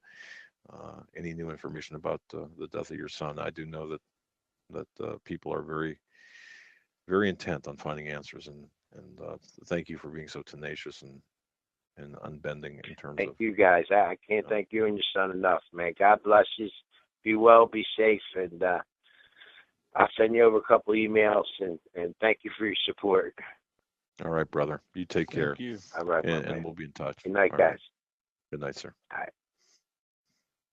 That was Charles Strange, father of Michael Strange, the Navy SEAL who was taken from him in the SEAL Team 6 helicopter crash, as according to government. Not crash, but shoot down, or take down. You know what's so hard to. You don't get any better than Charles Strange and Michael Strange, the family. I mean, he could be bitter and angry and spreading hate, but he's not. He is a good man. He has a good family. He loved his son. Yeah. His son always made an impression on him. And his son was a hero. And all the man wants is some questions answered. And that is apparently too much for the people who were in charge of him and his death to give to him. And that's sad. I should say this, that there was a lot that Mr. Strange could not say because of the pending and ongoing litigation with respect to Extortion 17. There's a lot of information that you just can't talk about, but I can talk about it. Um, the fact that his son was extremely, I mean, he knew a lot. They would, again, they would polygraph him every month or month or two. Um, Ask him, when's the last time you told a lie, for example, in the polygraph examinations. Very thorough, and you're looking at a very interesting period in history, the Bin Laden raid, and then the corralling. Alleged. Yeah, yeah, and he made a good point. Was it all just a sham? Of course. We think it. We don't know what happened, but we know that whatever the government said happened didn't happen. At least not the way they said it happened. And wow, wow. Let's take a break because got to get myself together here. But wow. Gentlemen, hour number 3 of the Hagmann and Hagmann Report on this Thursday, July 6, 2015. You had it. You had to check. Delay. You had to check No, what I'm date it checking was. for the sound clip. Oh, okay. It's still not uploaded. Play it if you have it on your. Yeah, I do. I think it's interesting, too, that recently it was discovered that Pompeii was the capital of sexual perversion and fornication and all manner of sexual perversion and homosexuality, and they've been able to confirm this unequivocally. And it was such a scandalous place. I mean, there's pornographic paintings all over the walls that they've discovered. And Pompeii, is it a coincidence that Pompeii was literally buried under the molten lava of the volcano that erupted in its vicinity? What's really frightening is that there's a couple of things that demand a response from God. And this is apparent in the Bible, that elicit a response from God, and it's a swift response, and it's a terrible response in terms of its ferocity and the destruction that follows. And the two things that you see over and over and over are the sacrificing of children, i.e. abortion in our modern vernacular, and homosexuality and the pervasiveness of homosexuality. Those are two things that always provoke a response. And those are the two things that basically our cup, not only ours in the United States, but many different nations, certainly in different nations in Europe, is overflowing at this point with those two abominations. It literally was. It might even have been on the very same days that I was verifying information about that story of the sodomite giants that were destroyed in the lightning and in the brimstone, is what some of them say. It might have even been the very same day that homosexual marriage was legalized in the United States. And there are so many examples of the wrath of God coming swiftly after a nation's cup begins to overflow with those two particular abominations, among others. I stopped it there. You get the idea. That was from Timothy Alvarino last night. He joined us with Steve Quill.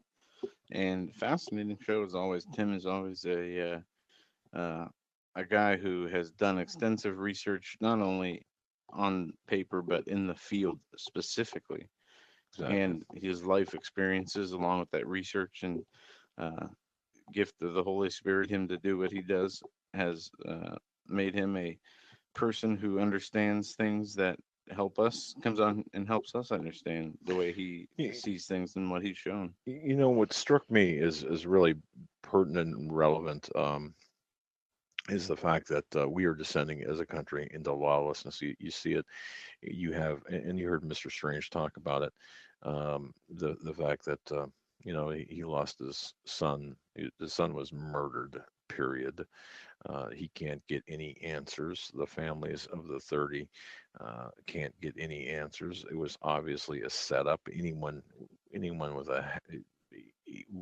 with any measure of intellectual honesty understands that it was a setup. But yet, we have what we the parents are not given answers. the Benghazi hearings. It's a dog and pony show. People have placed their faith in Trey Gowdy. And what has Trey Gowdy done except voice his disapproval over the lack of cooperation he's gotten? But has Congress done anything? No. You heard Mr. Strange say, What do you mean? They take vacations, yeah, pay raises, that's true. a whole bunch of stuff they do. Do they do anything to help benefit the American people or the nation as a republic? No. Of course not. Do they do things to Yeah. benefit themselves? Absolutely. And, So, and you know, let's say they don't do anything. I share one more thing with you because Mr. Strange also talked about Donald Trump, and Yeah, we want to talk about this. I just the only thing I want to say about this about Donald Trump is if and follow me with this, if he is a honest contender, if it is his intent to take the White House, if I were Donald Trump, I would make sure that I would have a food tester, a food taster. I would have a 24/7 bodyguard because I do believe that El Chapo, the son of El Chapo, and El Chapo This is himself, the I guy think, was done. who's threatened to kill him, who's Yeah. escaped from a Mexican prison, this cartel member. Right. That news of the breakout and the threats that Trump received from the son of El Chapo, and I truly believe that the Trump, if he is serious, represents a threat to the establishment, both Democrats and Republicans, but especially the establishment Republicans, who are no friends of ours, who are no friends of this nation. And I do suspect that if Trump does he will follow in the steps of Ross Perot or worse. Don't forget when Ross Perot ran as a spoiler a couple of elections ago. Yeah, him and his threatened. family were Yeah. threatened if he didn't drop out of the race, his family would be killed. And he said as much on TV, but he dropped out of the race. But people laugh at that and say, "Oh, that didn't happen." Ross Perot, you know, there he goes again. And see the marginalization that takes place among the people like Ross Perot. So Donald Trump, if whether you like him or hate him, it doesn't matter to me. And Ross Perot, what's that giant sucking sound? yeah, That's well, he was NAFTA. right. He was correct. Yes, he was. But see, again, it doesn't matter, as Steve Quayle says, there are no political solutions to spiritual problems. We have a very vast spiritual problem in this country. When you can't get answers for the death of your son, when things are covered up, when I mean, it's just when abortions are celebrated as homosexual, things are the unions are celebrated, when the lawlessness has taken over the land, and you've got a potential threat to the apple cart here in the form of Trump. If he's serious, and if he like I said, it doesn't matter if you like him or hate him, or it doesn't matter what your feelings are about him. But if he does represent a threat, or he does represent a threat if he's serious, and if he's serious, Donald, if any of your friends are listening, certainly beef up your security. And we did have back in I think it was 2011 had some interaction with Mr. Trump's office, and it was about the certificate when he was talking with Arpaio and his people. So, but anyway, you're right too. When Mr. Strange was on about the Extortion 17 going down or being taken down, the SEAL Team 6 and I mean SEAL Team 6 going after Bin Laden, but perhaps offset the news about the birth certificate. So anyway, go ahead. Yeah, with Donald Trump, here's my concern. We always look after a presidential term, especially one as bad as Clinton, as one as bad as Bush, as one as bad as Obama, for a political, not savior, but somebody who can and will go against the system that we have.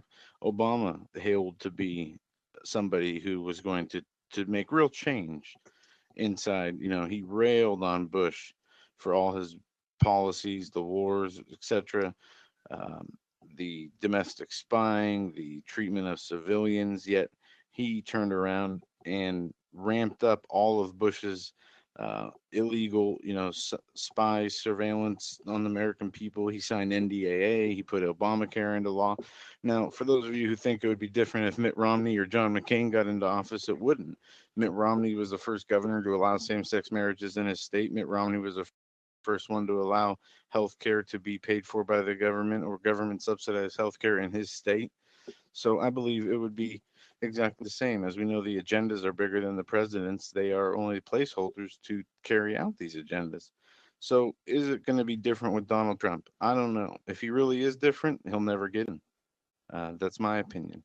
I don't want to sound cynical or move people away from him, but I have no hope for any person to be a politician who's going to do anything good for us, or if anything, he'll be put in there to be set up to be the face of the fall of America. I mean, that's just my opinion, and it won't change. Well, So good or not, whether he has good intentions or not, to me is irrelevant because it doesn't matter. It's what the powers that be want.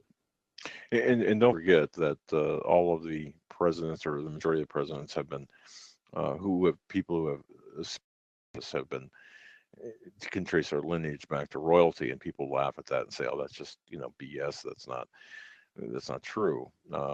But Donald? Well, I don't know, but I mean, think back to the selection process, the how the Council on Foreign Relations and the Bilderberg Group, how they had vetted the candidates, meaning Clinton versus Obama. By the way, I did just a kind of information I'm getting about Hillary Clinton. I don't think that she's going to last. I don't know. I've gotten some information where the powers behind Clinton are moving their support away from Hillary Clinton. That in a couple of months you're going to see a Democratic candidate emerge that will just put the Clinton dynasty down. Now, I don't know how true that is. I just make a note of that. Again, it really doesn't matter in the end anyway. Well, let's go to the phones. 661-244-9839. We got 30 minutes left. Let's take some calls. We'll start with area code 423. 423, you're live on the Hagmann Hagmann Report. Hello, guys. It's Robert Coker from Rossville, Georgia, just outside Chattanooga, Tennessee. Hi, Robert. What's going on down there? Well, I had a phone call earlier with a brother, but I heard you guys say if anybody had some information about this situation to call or whatever. And all this stuff that I've got here comes from public files, from Facebook posts on from the Times Free Press and other stuff. But apparently this guy, he was a graduate from UTC, University of Tennessee at Chattanooga, had an engineering degree. 2012 is when he got it. He owned a house, or had a house appraised at $206,000, and he drove to the crime scene to do this stuff in a brand new convertible Mustang. Now let me guess. He was working as a paper boy, or working as a fast food worker at Burger King or something, right? I mean, his income was not commensurate with his lifestyle. I'm not sure. I mean, he had an engineering degree from the University of Tennessee in Chattanooga here, so that pays okay, I suppose, if you've got a degree. He grew up pretty much in Hickson, Tennessee. Went to Red Bank High School. And on his senior yearbook, he had his quote, had his name Muhammad. He says, and this is his quote, says, "My name causes national security alerts. What does yours do?"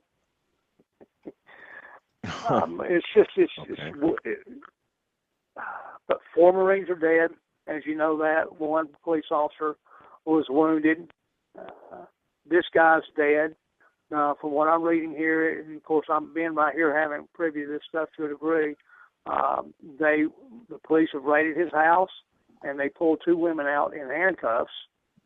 So that's just a little bit more information going on there, but it just strikes me odd. You've got a young man, he's got a $206,000 home, engineering degree, 4-year engineering degree from 2 years ago.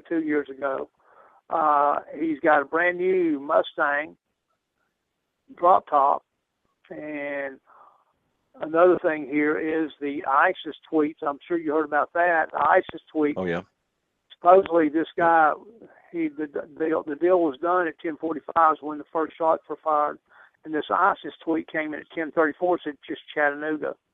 So, I mean, it's fairly clear if all that stuff is accurate and it can be verified. Again, at this point, we're speculating, but if that can be verified, you've got a young engineering student with a nice house, very nice house for this area. $200,000 house is very nice. Brand new Mustang. He was involved in fighting. A tough guy, I suppose. His family was very religious. The ladies wore the scarves over their heads, and he found it funny that his name caused national security alerts. But you have all that. You have this young man. He's got all this stuff, and yet all of a sudden he goes and kills 4 Marines. You're right. There's something just does not ring with this.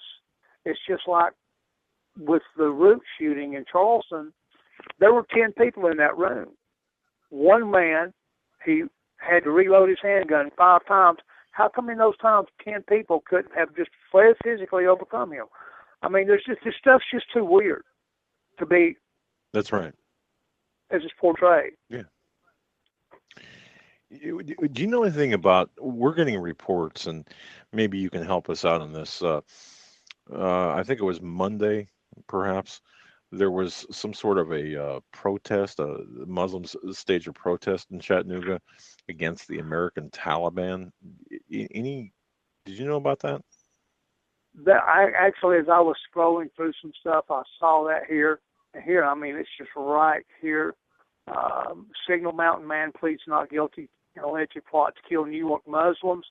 It says Monday's protesters called 63-year-old Robert Doggett a terrorist. It says Doggett is a terrorist just like ISIS. ISIS, a group of more than 80 American Muslims stand outside a federal court in Chattanooga. So, there's a big, huge nuclear power plant here in Chattanooga as well that came under attack a couple of years ago. There were some gunshots and stuff fired. And this guy, anyway. Wow. Well, thank you for being so articulate, on point, and very informative. We really appreciate that. Certainly, if you hear anything, anything that does not make the news that you happen to hear because of your proximity, please send us an email with the information, and we'll get it out right away or call back. And I love you very much. And just one more thing. I'm the guy that called last year or so that had been walking knocking door to door selling subscriptions for the Times Free Press. And just people are just dead, brother. They're dead in their eyes. They're dead in their life. They're just dead. They're emotionally dead, mentally dead, spiritually dead. And to close out, because I don't want to take any more time, but to close out this Dr. Nutacola that was talking about the selling of baby parts over dinner and wine, and just like it was nothing, just like it was like volleyball and it's just, people are dead, brothers. They're just dead. The only life is Jesus Christ. He's our abundant life. And I just urge every caller out there to please repent of your sins and choose Jesus Christ and trust Him. I love y'all. Thank you. God bless you, sir. And you stay safe out there. God bless. Thank you. Call. How great is that? I mean, our audience, again, we have the best audience, and man. Yes, we do. Let's move right along. Area code 540.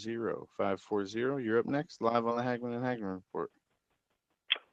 Hey, hello, guys. How y'all doing tonight? Good. Good. How are you? Well, I'm doing good. I'm just Ron from Virginia.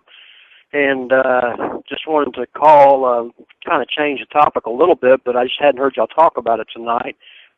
This Iran deal, this Iran deal. I don't know. Yeah, did y'all see that that report that came out of Free Beacon about how Susan Rice got up there in front of everybody and said that no independent American inspectors? Did y'all go over that? Did I miss that?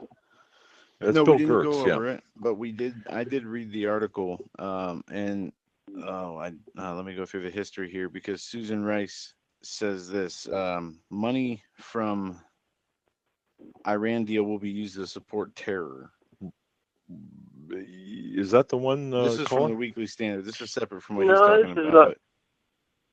Yeah, it says this is Iran bans U.S. inspectors from all nuclear sites. It's freebeacon.com/national security/Iran bans U.S. inspectors. Adam Credo for Washington Washington Free Beacon wrote that. That was published yesterday, or no, it was today, I think, this afternoon. Yeah. Go ahead, caller. Explain to the listeners what. We'll let you, because I don't think my blood pressure could take this. I can understand. Mine about went through the roof too. I just could not believe it when she actually, Susan Rice came out in front of the American people and said, quote, "There are not going to be independent American inspectors separate from the IEAE on the ground in America, in Iran." She said that basically no American nuclear all that was just rhetoric, is what she said. They said that anytime, anywhere, that was just rhetoric. So they flat out just through this whole process just told lie after lie after lie. Now it even says in the article that we have to end it, and I read the agreement. It's on page 149, paragraph 10. There's a promise by the United States to help Iran combat nuclear sabotage and threats to its program. You got to be kidding me. We're supposed to protect the nukes while they're building them, and then we can't even go in there to confirm that what they're doing. What kind of deal is that?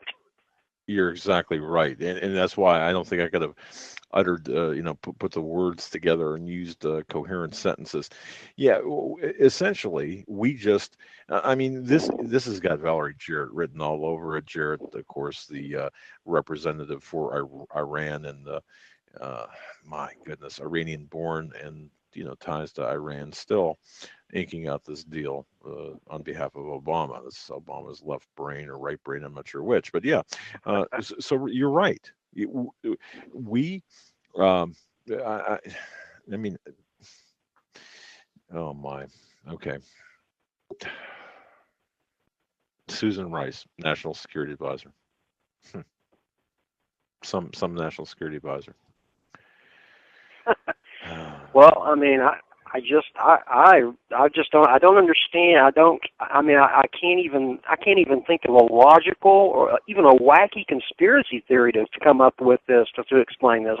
There's no logical reason behind this anywhere. I understand what you're saying about the connection there and everything, but I don't see what angle this benefits the United States in any way. I just don't see it. I don't think it was intended to. No. That's the thing. Now, Obama made kind of a big deal about having, this was a coalition of countries. What was it? The P5+1, the negotiating team, basically. This is unacceptable. It should be unacceptable to the American people. So we're actually protecting Iran while they build the nuclear weapons. What do you think about Israel? Do you think they're going to make a move at all, caller? That's what I was just. That's funny you just brought that up. That was going to be my question to you, actually. But what I would say is, I saw an article about 2 days ago about Israel and Saudi Arabia talking. And I don't see how Israel can stand by and let this happen. I really don't. Now, with us having to under this deal, we're supposed to actually help protect the sabotage and all this, they're going to have to actually probably neutralize us some way.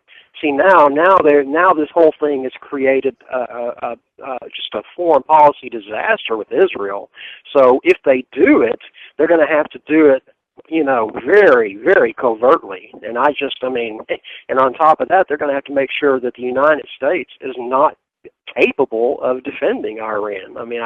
It's going to be a tricky situation for them. But I don't think they can just I don't see how they can not do something. I agree. Yeah, I do suspect it. And I was talking to somebody, it was early, actually right after Steve Quayle this morning, from Jerusalem, living in Jerusalem, saying that the talk there is that they're preparing, they're hardening even further their military installations, bases. There's a lot more military activity taking place. It's on the uptick, so something is in the offing, it seems, or so it seems. So, I don't know.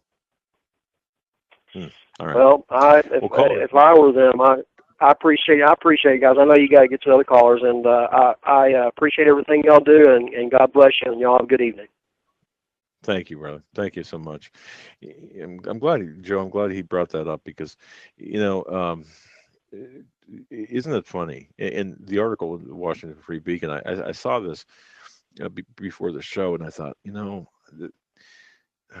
well, anyway, Wendy Sherman, she goes up and starts talking about how Kerry and Zarif, the two key people in this deal, inking out this deal, they had tears in their eyes, thinking about all they had accomplished together. And then suddenly, bam, wait a minute.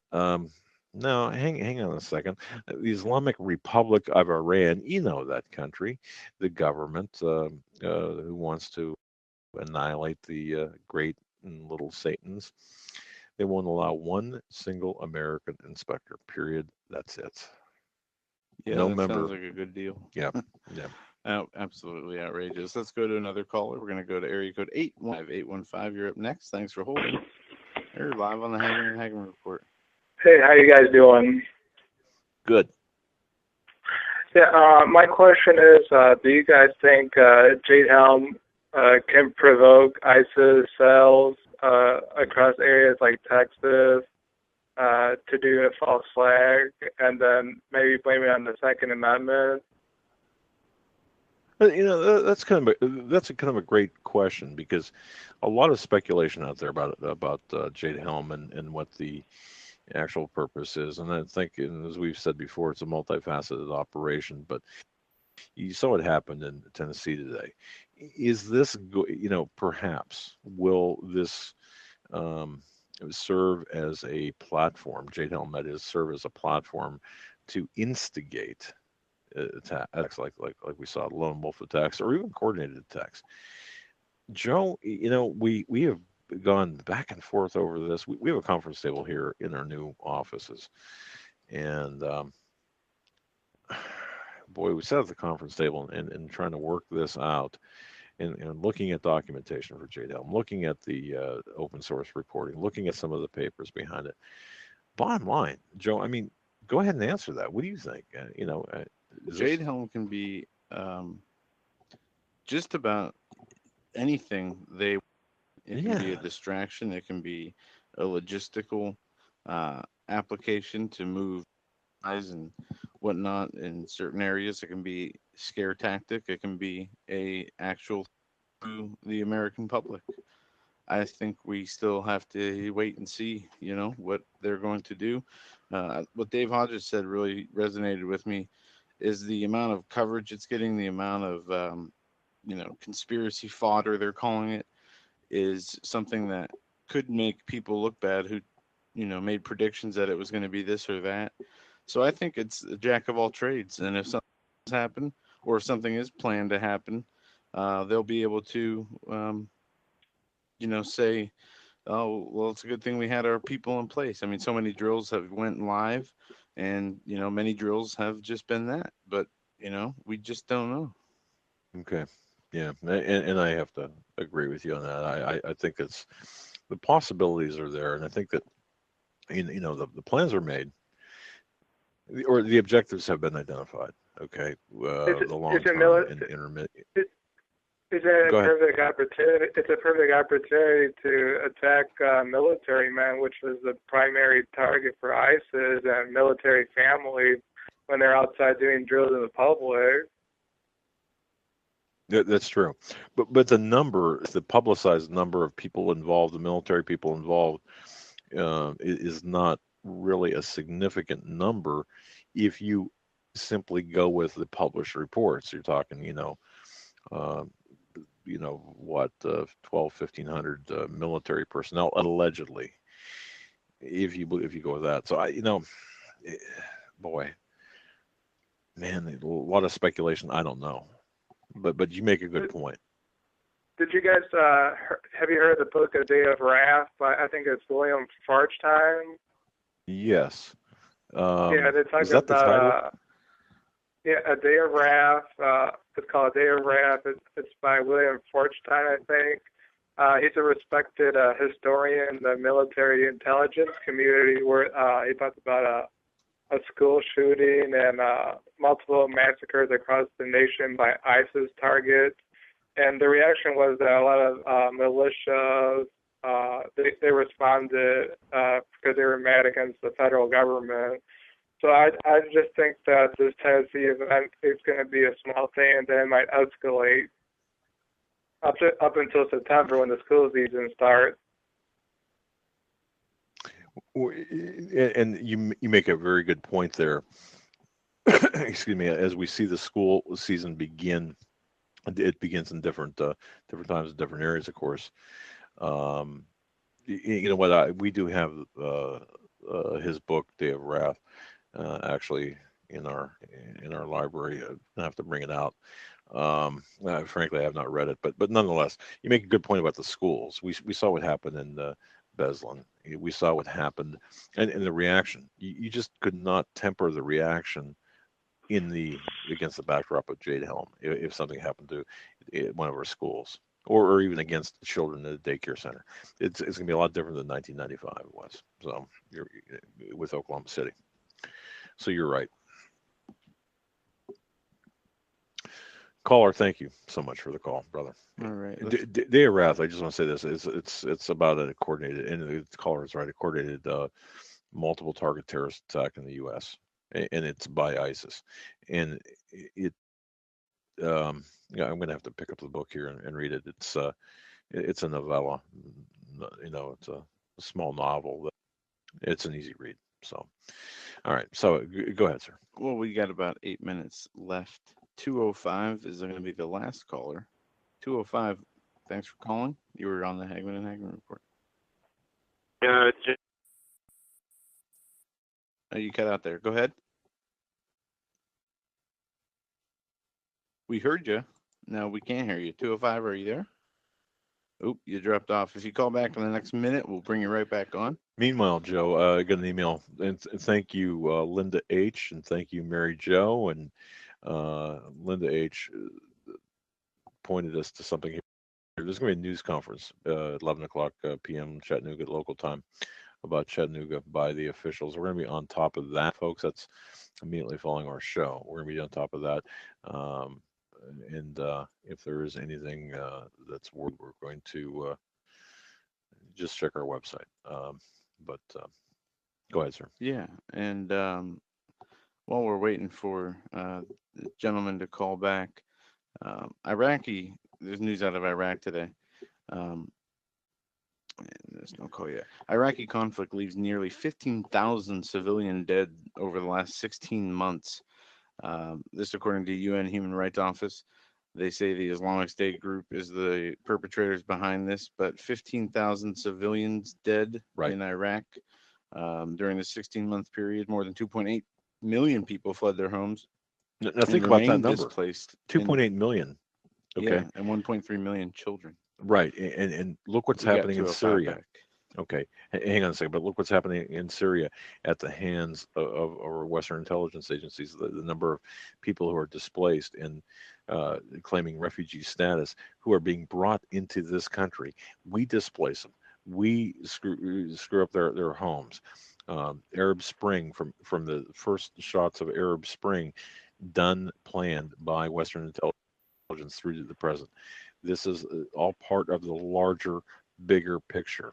And I read on the. It's interesting because I'll go for entertainment, if that's what you want to call it, on these sewage sites like Democratic Underground, for example, and other type of political boards, and they're celebrating the successes of our government if they only understood.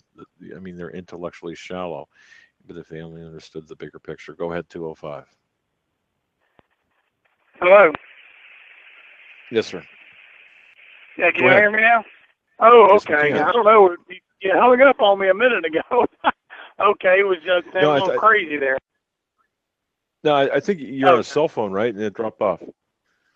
Yeah, okay. Well, glad you got me on. Guys, I just hope you guys are doing well tonight. I just wanted to say, we look at all these people that are, you talk, and listen to Mr. Strange. God bless him and his family and his son for his sacrifice for our nation. And I just want to say, we get so upset when we see these things. And the only thing I can say to these people who are in leadership, we're just like you and I who are in charge of our children, we're going to answer for things. And I would call out to these people to let the truth come out. Let the truth come out. And, call on to the true judge. Call his name, because I wouldn't want to stand. People are going to answer for the things they do here. Do you want to be in front of Christ in the white throne judgment when he says, "Go forth, I never knew you," but you will confess he is Lord, King of kings and Lord of lords? Or would you rather be judged here on earth and let the truth come out and be saved and not have to deal with that? Now, we know the truth will come out one day. I just say I wish these people would come forth now and let the truth come out and not have to answer for the real true judgment that's coming. That's right. I mean, we shouldn't want anybody to perish eternally with their soul. And, there's still obviously plenty of time for things to be rectified with, confessions and coming clean, like you said. Unfortunately, the dark nature of the system we're in, that will never happen without a divine intervention from the Lord himself. I agree. Our government's so corrupt. Joe, you was talking about, I completely, totally agree with you about Donald Trump. It would be great, but and I know it. We know the reality of it. Hey, I've got a cartoon that I just absolutely love. I might email it to you. It's got a cow standing in front of a fence, and there's two gates going through the fence, and there's a fence petition in those two gates. Okay, and one side says Republican, the other side says Democrat, but as you walk through, the petition disappears, and at the end of that little chute, it says slaughterhouse. And I think that says a lot. It doesn't matter what side of the political spectrum there is, it's all the same. And I hate to, unlike you, Joe, I hate to seem so pessimistic about it, but, you can see the handwriting on the wall. Our government is so corrupt now, it's way gone. No, for us, that's what I say. For somebody to have their faith in a person or a party is ridiculous. Let's have our faith in Christ Jesus. That's the true leader of the government. That's the true leader of the final government. Him, he shall rule, and that's where we need our faith at. I can't. Yeah, absolutely. Caller, excellent words to really take heed and live by. God bless you, my friend. Thank you. Guys, y'all have a great evening. God bless you. You too, brother. You too. And Joe, as to what that caller said, and I really want to say that God and Satan, I believe, and as Steve Quayle and Paul McGuire, who's going to be on tomorrow night, and others have said that, for the souls of man hand in every one of us, whether we like it or not, whether we want to be or not. We are involved in this struggle. The battle is being waged in our courts, in our media, in our schools, in our banks, in our military, in our churches, even, and in our government. And it appears, to me anyway, it appears that God has given Satan free rein to do as he pleases, determine how we are going to respond. Nothing can be done to turn back the tide of destruction and devastation to our country. But who can be certain? Jesus told his disciples that no man knows when he will return. I mean, we know the season, but we don't know what will happen if Jesus Christ returns years from now, whenever, and billions of people have been slaughtered because we were too busy to be involved. If that happens, how are we going to justify our lack of concern? And many people who say there's nothing that can be done are cowards. Others are working for the enemy. What are we to do? Well, read the Bible. In Ezekiel 3 and Ezekiel 33, we're told to be watchmen. And folks, that's exactly what we're doing, and that's what each and every one of us are. If you're listening to this program, that's what you're doing as well. May God bless. Stay safe. Wire. Have a good night, everyone.